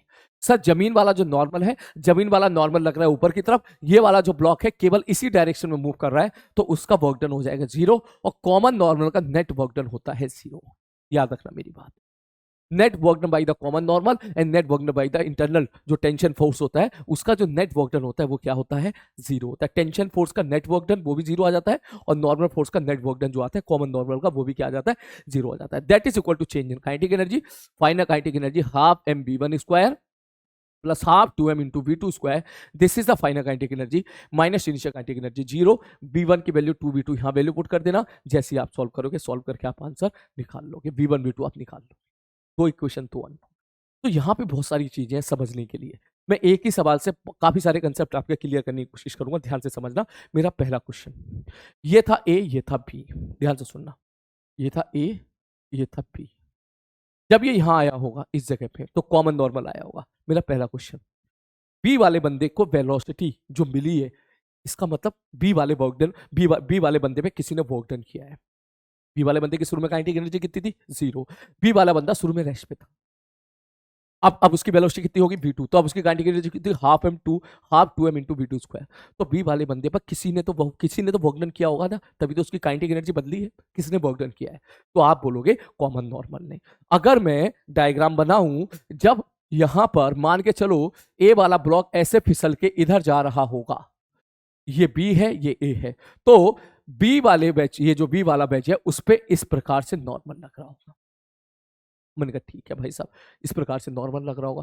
सर ये जो नॉर्मल है, अगर मैं इसको यहां दिखाऊं तो इस नॉर्मल का एक कंपोनेंट जाएगा पीछे की, ऐसे। अगर ये एंगल थीटा है तो ये एंगल थीटा होता था, नीचे जाएगा n cos थीटा, इधर जाएगा n sin थीटा। तो सर इस बी पर n sin थीटा पीछे की तरफ लगा।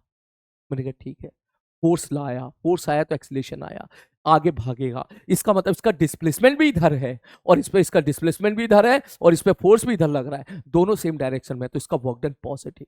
मतलब ध्यान से सुनना, आप थोड़ी सी अच्छे लेवल के बारे में बात कर रहे हैं हम लोग। मैं तुझसे अगर ये पूछूंगा कि भैया मुझे ये बता दे कि कॉमन नॉर्मल ने नीचे वाले बंदे पर वर्क डन किया, बोले हाँ किया, पॉजिटिव वर्क डन किया, लेकिन कॉमन नॉर्मल कितना किया, तो तू सीधा बोलेगा sir work done by common normal on B कितना होगा, बोले सर इसकी एफबीडी बना लो आप। अगर मैं इसकी एफबीडी बनाऊंगा बी वाले बंदे की, तो इस पे कौन कौन से फोर्स लग रहे हैं, सर ग्रेविटी लग रहा है, जमीन से नॉर्मल लग रहा है, नॉर्मल फ्रॉम द ग्राउंड, और कॉमन नॉर्मल लग रहा है। तो ग्रेविटी का वर्क डन 0, क्यों, क्योंकि ये वाला जो बैच है ना वो हवा में उड़ गया ना गड्ढे में घुस गया, और जमीन से जो नॉर्मल उसका वर्क डन भी 0। इसका मतलब जो भी चेंज इन काइनेटिक एनर्जी होगी वही कॉमन नॉर्मल ने वर्क डन किया होगा। तो कॉमन नॉर्मल जो इस पे ऐसे नॉर्मल लग रहा होगा, उसने इस पे कितना वर्क डन किया होगा, हाफ 2mv2 स्क्वायर, इतना ही वर्क डन। अब ये वर्क डन किसने किया, कॉमन नॉर्मल ने बी पे किया, परंतु मैंने भी थोड़ी देर पहले क्या बोला था, कॉमन नॉर्मल का नेट वर्क डन क्या होता है 0 होता है, तो कॉमन नॉर्मल का नेट वर्क डन तो 0 होना है, और बी पे उसने इतना वर्क डन कर दिया, इसका मतलब इतना ही वर्क डन नेगेटिव के साथ उसने ए पे कर दिया। तो सवाल यहां से आ जाते हैं कि कॉमन नॉर्मल का वर्क डन इस पे क्या है पॉजिटिव, ब्लॉक पे क्या था नेगेटिव, ओवरऑल क्या था 0। आगे बात समझ में, क्लियर है? तो ऐसे सवाल बेटा यहाँ पर पूछे जाते हैं। ये तेरा हो गया कॉमन दोनों का वगैरह के साथ गेम खेल दिया। अब थोड़ा सा और अच्छे लेवल के बारे में बात करते हैं। मैं अगर सेंट थॉमस के बारे में बात करूं, प्लीज ध्यान से सुनना मेरी बात। मेरा पहला प्रश्न, ए का सेंट थॉमस, ए का सेंट थॉमस क्या नीचे आया? कह रहे हाँ सर नीचे आया। मैंने कहा बी का सेंट थॉमस क्या ऊपर या नीचे कहीं मूव किया? कह रहे नहीं सर, बी वाला ना हवा में उड़ेगा ना गड्ढे में घुसेगा। इसका मतलब बी वाला बंदा एक्स में मूव करेगा। अगर वाई के बारे में बात करो तो एक्स को भूल जाओ। वाई में बता, ए का सेंट थॉमस नीचे आया वाई में? आया वाई में? हाँ सर। बी का सेंट थॉमस वाई में चला? नहीं सर। तो इसका मतलब centre of mass A plus B Y में आया? हाँ सर आया। मैंने कहा अभी होल्ड कर। मैंने कहा बता, हॉरिजॉन्टल डायरेक्शन में अगर ए और बी दोनों को मैं सिस्टम मान लूं, अगर हॉरिजॉन्टल डायरेक्शन में ए और बी दोनों को मैंने सिस्टम मान लिया, तो सेंटर मास हॉरिजॉन्टल में चला क्या? बोले नहीं चला। क्यों? बोले सर ये तभी तो डिस्प्लेसमेंट आपने जीरो जीरो किया है। मैं इसमें यहां टेबल बना दे रहा हूं, ध्यान से देखना, ध्यान से देखना। ए बी और ए प्लस बी, मैं यहां लिख रहा हूं डिस्प्लेसमेंट एक्स में, यहां लिख रहा हूं डिस्प्लेसमेंट वाई में। अब तो ध्यान से देखना, फिर से शुरू करते हैं। सर एक्स में ए प्लस बी का सेंटर मास का डिस्प्लेसमेंट क्या होगा? जीरो। क्यों जीरो होगा? क्योंकि एक्सटर्नल फोर्स जीरो है, सेंटर मास रेस्ट पर है। मैंने कहा ठीक है। मैंने कहा ठीक है, अब तू ये बता, वाई में क्या ए वाला बंदा नीचे आया? हाँ जी नीचे आया। उसका डिस्प्लेसमेंट होगा? हाँ होगा। बी का डिस्प्लेसमेंट सर जीरो होगा। क्यों जीरो होगा? क्योंकि वाई डायरेक्शन में वी ना हवा में उड़ा ना नीचे घुसा। तो भैया मुझे बता दे, एक बंदे के पास डिस्प्लेसमेंट है वाई में, दूसरे बंदे के पास नहीं है, तो इसका मतलब सेंटर मास के बाद डिस्प्लेसमेंट होगा वाई में? हाँ सर। तो सेंटर ऑफ मास जो है ए प्लस बी का वाई में तो ओवरऑल तो नीचे आया है, लेकिन हॉरिजॉन्टल में रेस्ट पर है। वाई डायरेक्शन में तो सेंटर मास नीचे आया है क्योंकि एक पार्टिकल नीचे आया है, लेकिन हॉरिजॉन्टल में सेंटर मास का डिस्प्लेसमेंट क्या है? जीरो। तो इसका मतलब हॉरिजॉन्टल में तो पार्टिकल जो है सेंटर मास जो है ए प्लस बी का वो कहीं मूव नहीं कर रहा है, लेकिन वाई में नीचे की तरफ मूव कर रहा है। इसका मतलब centre mass of the system is moving in a straight line path, moving vertically downward. बात समझ में आ गई? ठीक। तो इस प्रकार के सवाल यहां पर पूछे जाते हैं बेटा। और जैसे पूछा जाएगा सर चलो एक काम करते हैं ना, एक बार फिर से सर एक्स के बारे में बात कर लेते हैं। मैंने कहा एक्स में बता, एक्स डायरेक्शन में क्या डिस्प्लेसमेंट ऑफ सेंटर मास है? बोले नहीं है। इसका मतलब जीरो। किसका? ए प्लस बी का। तो इसका मतलब एक्स में ए प्लस बी का सेंटर मास रेस्ट पर है, लेकिन ए मूव किया है, बी भी मूव किया है। इसका मतलब दोनों मूव किए हैं, मतलब ए का भी डिस्प्लेसमेंट है, बी का भी डिस्प्लेसमेंट है, लेकिन ए प्लस बी का जो सेंटर ऑफ मास है उसका डिस्प्लेसमेंट जीरो है एक्स डायरेक्शन में। समझ में आई बात? वाई के बारे में बात करें तो वाई में ए का डिस्प्लेसमेंट नीचे, बी का डिस्प्लेसमेंट वाई डायरेक्शन में जीरो, तो सेंटर मास का डिस्प्लेसमेंट नीचे। तो कोई पूछे भैया मुझे बता दे सेंटर मास वाई में कितना जाएगा, तो सीधा बोलेगा सर सेंटर मास का जो डिस्प्लेसमेंट होगा वाई डायरेक्शन में आप लिख दोगे सर m1y1 प्लस m2y2 बटे m1 प्लस m। अब सर m1 की वैल्यू m, m2 की वैल्यू 2m। सर ये 2 ये बी वाला जो पार्टिकल है ना ऊपर गया ना नीचे गया, तो इसका डिस्प्लेसमेंट हो जाएगा जीरो वाई डायरेक्शन में, तो इसका मतलब आंसर विल बी h/3। तो सेंटर मास जो है नीचे आया है h/3। समझ में आई बात? और सेंटर मास जो है पीछे गया है L/3। इसका मतलब सेंटर मास का पूरा डिस्प्लेसमेंट तू लिख सकता है नीचे L/3 पीछे नीचे h/3 पीछे L/3, मतलब minus L/3 I cap minus h/3 j cap. I hope आप इसके बाद डिस्प्लेसमेंट ऑफ सेंटर ऑफ मास भी निकाल सकते हो। ठीक है, अगर आपने ये निकाल दिया कि सेंटर मास का डिस्प्लेसमेंट एक्स में इतना वाई में इतना, तो फिर आप आगे भी खेल सकते हो। तो ये बेसिकली इसके पीछे की कहानी। अब यही सवाल और अच्छे तरीके से पूछ लेगा। कैसे? बोले सर जी देखो इस बार वो लचकदार बना देगा, ऐसे कह देगा भैया इस बार इसका मास m है, इसका मास 2m है, अब बताओ। ठीक, बोलेगा सर कहानी तो सेम ही हो गई, सेम कहानी हो गई, ये हाइट h है। बोले कैसे करोगे? बोले सर जब ये नीचे आ जाएगा, अगर आप वेलोसिटी पूछने में इंटरेस्टेड हो तो मान लो इसकी वेलोसिटी इधर p1 है, इसकी वेलोसिटी इधर p2 है। पहली क्वेश्चन मोमेंटम कंजर्वेशन, दूसरी क्वेश्चन वर्क एनर्जी थ्योरम, खत्म सवाल, सेम आंसर। अच्छा इसी चीज को ऐसे बना के पूछ लेगा, कह देगा भैया ये ले ऐसे है, ये ले, तो कहोगे यहां से एक मास को छोड़ दिया है, जब ये लोएस्ट पॉइंट पे पूछेगा तो दोनों बंदों की वेलोसिटी बता दो, तो कहेगा सर जी देखो अगर आप इसको मिटा दो थोड़ी देर के लिए तो ये सवाल एक ही तो है, और सवाल को मुश्किल करना होगा तो वो एक काम कर देगा, वो यहां पर एक पूरी बॉडी मान लेगा, गोल गोल बॉडी मान लेगा। ऐसी कह देगा भैया इसका मास m है, इसका पूरे का मास 2m है, इसकी रेडियस स्मॉल r है और इसकी कैपिटल रेडियस r। तो कह देगा भैया ये बता दो जब ये लोएस्ट पॉइंट पर पहुंचेगा तब बता दो दोनों बंदों की वेलोसिटी कितनी हो। मतलब बोले सर जब ये आगे, सपोज इसकी वेलोसिटी ग्राउंड के रेस्पेक्ट में v1 है, इसकी वेलोसिटी ग्राउंड के रेस्पेक्ट में पीछे की तरफ v2 है, then find the v1 and v2। I think आप बड़े आराम से निकाल लोगे। आप बोलोगे सर पहली इक्वेशन मोमेंटम कंजर्वेशन की, इसका मास m है सर, ये यहाँ पे आपने रेस्ट से छोड़ा था, ये भी रेस्ट पे, ये भी रेस्ट पे, इनिशियल मोमेंटम बराबर फाइनल मोमेंटम, इसका इनिशियल मोमेंटम हो गया 0, इसका भी 0, फाइनल मोमेंटम इसका लिखोगे mv1 और ये जा रहा है पीछे तो लिखोगे 2m इंटू v2। आप सॉल्व करके लिख दोगे v1 बराबर 2v2। पहली इक्वेशन। दूसरी इक्वेशन वर्क एनर्जी थ्योरम। अब आप बोलोगे सर इसका सेंटर ऑफ मास पहले यहां पे था, पहले इसका सेंटर ऑफ मास यहां पे था, अब इसका सेंटर ऑफ मास यहां पर आ गया, तो इसका सेंटर ऑफ मास नीचे कितना आया sir? Capital R minus small R, तो work done by gravity capital R minus small R. Normal का वर्क डन 0, कॉमन नॉर्मल का वर्क डन 0, जमीन वाले नॉर्मल का वर्क डन 0, उसके बाद ग्रेविटी का वर्क डन इस पे आ गया, ग्रेविटी का वर्क डन नीचे वाले बेच पे 0, that is equal to change in kinetic energy, final kinetic energy half m v1 square plus half 2m v2 square. चाहो तो v2 की वैल्यू पुट कर देना, यहां पर v1/2 का होल स्क्वायर सॉल्व करके आंसर निकाल देना, खत्म सवाल। ऑल तो इसमें डिस्कशन के लिए और बहुत मजेदार चीज है, ठीक है, कभी आपको वक्त मिले तो सवाल के साथ जरूर खेलिएगा। इसमें तो सेंटर मास भी बड़े मजेदार तरीके से ऑसिलेशन टाइप करता है इसमें। क्यों? बोले सेंटर मास सर ये ऊपर था, मैंने कहा हाँ, मैंने कहा ये ऊपर था, ठीक है, जैसे जैसे बॉल नीचे आएगी, ठीक, सेंटर मास नीचे आएगा, हाँ सर, अब ये इसको ऊपर चढ़ेगा, फिर सेंटर मास ऊपर जाएगा। एक्स में तो सेंटर मास मूव कर ही नहीं रहा, क्यों? एक्स में एक्सटर्नल फोर्स 0 है, एक्सटर्नल फोर्स अगर 0 है एक्स डायरेक्शन में तो सेंटर मास एक्स में तो मूव करेगा ही नहीं, सेंटर मास शुरू में जहां पे था वहीं हमेशा रहेगा, शुरू में सेंटर मास रेस्ट पे था हमेशा रेस्ट पे रहेगा, इसका मतलब इसका सेंटर मास वाई में पहले नीचे आएगा, फिर ऊपर जाएगा, नीचे आएगा, ऊपर जाएगा, और ऐसे ऐसे ऐसे ऐसे ऐसे नाचा नाची करेगा। बात समझ में आ गई? क्लियर है? तो ये ऐसी चीजें हैं जिसमें मैं 2 घंटा 4 घंटा 6 घंटा जितना बोलूं उतना कम है, ठीक है, बस आपको इसकी फील आनी चाहिए। पता यही चीज अभी तुमने सवाल किया, ठीक है, यही चीज में अगर मैं यहां पर कह देता कि यहां फ्रिक्शन है, ठीक, फ्रिक्शन दे देता, तब हम ये नहीं लिख पाते। क्यों? क्योंकि फ्रिक्शन हो जाता काइनेटिक, फिर उसका वर्क डन हम लोग नहीं लिख पाते, तो इस सवालों में फ्रिक्शन देगा नहीं। हाँ ये जरूर है कि तुमने ये सवाल अभी देखा होगा कि सर अभी जैसे यही सवाल में मैंने यहां से ब्लॉक को छोड़ दिया था m, ठीक, तो ये पीछे की तरफ आया था। पीछे की तरफ क्यों आया था? बोले सर इसमें लग रहा था ऐसे नॉर्मल, तो पीछे लगा था n sin थीटा, ये वाला एंगल थीटा है, ठीक, बैच को पीछे कौन लेके आया था? n sin theta. तो अगर मैंने यहां दीवार लगा दी तो इसका मतलब अब तुम गेम खेल सकते हो कि सर अगर मैंने यहां दीवार लगा दी तो अब बड़ा धांसू गेम अब आप खेल सकते हो कि सर अब ये बैच पीछे जाना चाहता है, ठीक, अब ये बैच पीछे जाना चाहता है, शायद मैंने डायग्राम मिटा दिया था, आई थिंक, हाँ मैंने मिटा दिया है। अब ये बैच पीछे जाना चाहता है, लेकिन जैसे ही पीछे जाएगा दीवार लगा देगी यहां से नॉर्मल रिएक्शन n, और जैसी दीवार यहां पे नॉर्मल रिएक्शन लगा देगी अब मजा आ जाएगा, क्योंकि अब सारा खेल पलट गया। अब अगर मैं तुझसे बात करूं, ये A है, ये B है, ये इधर मूव कर रहा है, मैंने कहा कर दे, B तेरा एक तरह से फिक्स हो गया।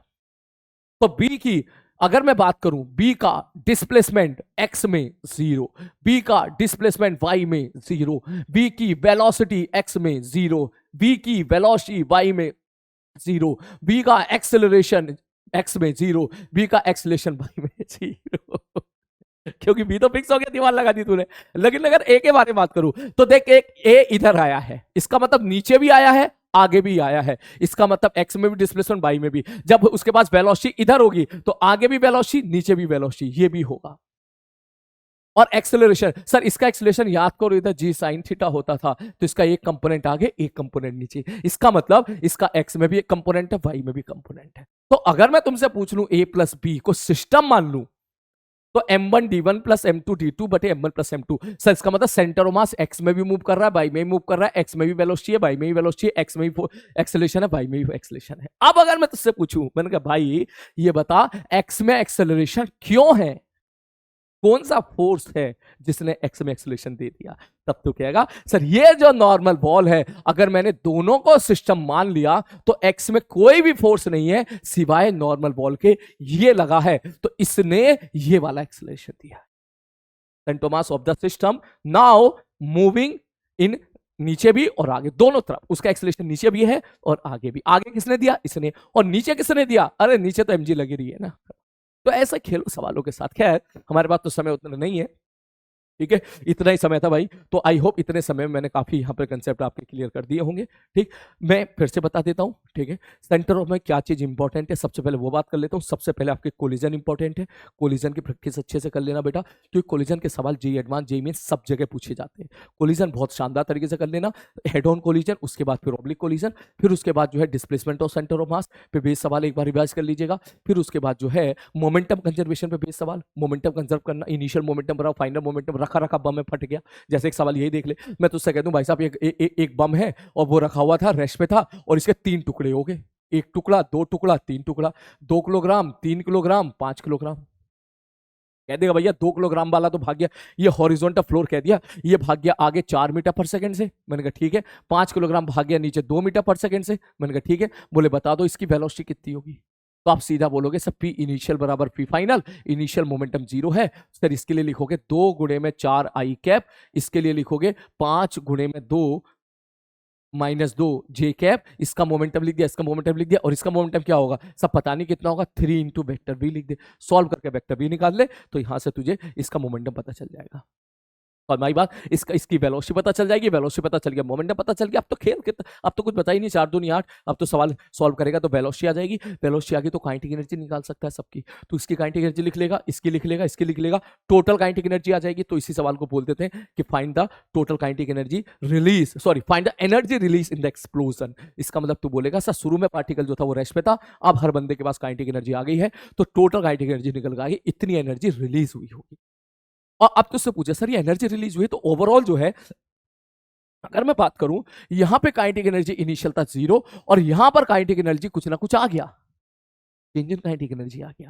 वो चेंज इन काइनेटिक एनर्जी आ गया तो किसी ने तो वर्क डन किया होगा, क्योंकि work done by all the force equal to change in kinetic energy. तो यहां किसने वर्क डन किया है, यहां वर्क डन किया है किसने, इंटरनल फोर्सेस ने। खत्म कहानी। तो इस प्रकार से सवाल यहां पर पूछे जाते हैं, आप उन सवालों के लिए तैयार रहिएगा। मैं फिर से कम समराइज कर देता हूं। सबसे पहले जो है कोलिजन अच्छे से पढ़ लेना बेटा। कोलिजन अच्छे से पढ़ने के बाद फिर जो है, फिर आप उसके बाद जो है लोकेशन ऑफ सेंट थॉमस, ऐसे क्वेश्चन जिसमें वर्क एनर्जी थ्योरम और मोमेंटम कंजर्वेशन दोनों एक साथ लगाए जाते हैं, उस प्रकार के सवाल की प्रैक्टिस कर लीजिएगा। ये आपके बहुत ही इंपॉर्टेंट पार्ट है, इससे खूब भर भर के सवाल पूछे जाते हैं। जैसे एक सवाल, सॉरी एक सवाल और याद आ गया मुझे, मैं तुझसे कहूं भाई साहब, सपोज मैं कह दूं यार 3 किलोग्राम का मास है और ये 6 किलोग्राम का मास है, यहां पे भी सवाल पूछे जाते हैं। इसमें तो खूब भर भर के पूछ सकता है सवाल।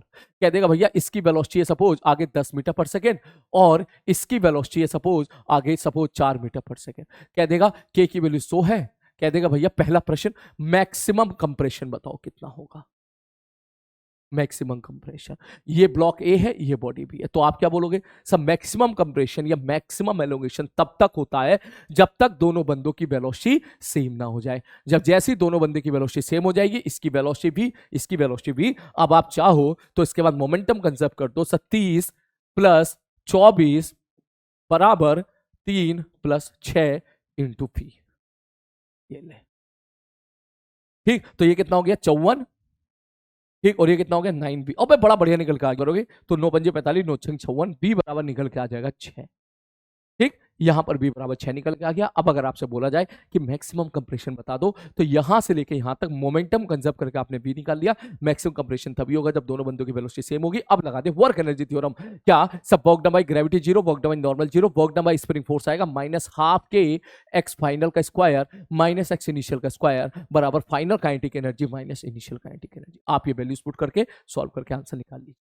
कभी कभी सवाल अब ये भी पूछ सकता है, बोले सर वेलोसिटी बता दे सेंट थॉमस की कितनी होगी, तो कहेंगे सेंट थॉमस की वेलोसिटी हो जाएगी सर m1v1 + m2v2 बटे m1 + m2। कितना आ गया, ये आ गया 54/9 बराबर 9 6 54 6। इसका मतलब सेंट थॉमस 6 मीटर पर सेकंड से क्या कर रहा है, मूव कर रहा है। तो कभी यहां पे सेंट थॉमस फ्रेम पे भी सवाल आ जाते हैं कि सेंट थॉमस 6 मीटर पर सेकंड से मूव कर रहा है, तो सेंट थॉमस के ऊपर ही जाके बैठ गया। ठीक, तो बताओ, तो सेंट थॉमस तेरे को रुका हुआ दिखाई देगा, तो रुका हुआ दिखाई देगा तो तुझे ओवरऑल मोमेंटम कितना दिखाई देगा, 0। क्यों, क्योंकि मोमेंटम का फॉर्मूला आता है मास into velocity of centre of mass. तो सेंट थॉमस के ऊपर ही जाके बैठ गया, तो सेंट थॉमस रुका हुआ दिखाई दे गया, तो mass into velocity of centre mass का टर्म 0 बन गया, मतलब मोमेंटम 0 बन गया। इसीलिए बोल देते हैं सेंट थॉमस फ्रेम में मोमेंटम क्या होता है, 0 होता है पूरे सिस्टम का। क्लियर है। उसके बाद सेंट थॉमस फ्रेम आपका ऑप्शनल है, आपका मन करे आप देख लीजिएगा। कुछ सवाल सेंट थॉमस फ्रेम से जल्दी हो जाते हैं, नहीं तो जमीन के रेस्पेक्ट में भी आप उस क्वेश्चन को सॉल्व कर सकते हैं। बात समझ में आ गई है। तो बेटा यहां तक जो है मैंने जो काम की चीजें थी आपको रिवाइज करा दी है। ठीक है, इससे ज्यादा का टाइम स्लॉट नहीं है। सेंट्रोमास ऐसा सब्जेक्ट है, तो मुझे बोलेगा 2 दिन तक पढ़ाते रहो, 24 घंटे तक पढ़ाते रहो, तो मैं 24 घंटे तक पढ़ाता रहूंगा, वो खत्म नहीं होगा, क्योंकि इसमें कंटेंट बहुत ज्यादा है। लेकिन मैंने सारे काम के कंसेप्ट जो रिवाइज करा दिए हैं, अच्छे से इनको रिवाइज करना, कोलिजन अच्छे से कर लेना, इस तरह के कोलिजन स्टेप के work energy theorem, momentum conservation के जो सवाल है वो अच्छे से देख लेना, लोकेशन ऑफ सेंट्रोमास कैसे निकालते हैं वो अच्छे से देख लेना, सारी डेफिनेशन को बड़े ही प्यार से एक बार देख लेना, बड़े ही प्यार से सारी डेफिनेशन को देख लेना, कौन कौन सी डेफिनेशन कैसी है। क्लियर है भाई साहब? तो आई होप इतने कम समय में, जिस समय की खिड़की मुझे दी गई थी उतने कम समय में इससे बेटर पॉसिबल नहीं था। मैंने जितना पॉसिबल था सारी चीजें आपको रिवाइज करा दी है। टेक केयर, जुड़े रहिए, मिलते हैं अगले लेक्चर में, इसमें रोटेशन मोशन में। अगले लेक्चर में और मजा आएगा। तब तक जो है टिके रहिए, खुश रहिए, मस्त रहिए, और हाँ, समझ जाओ मैं क्या कहना चाह रहा हूँ, ध्यान रखिए।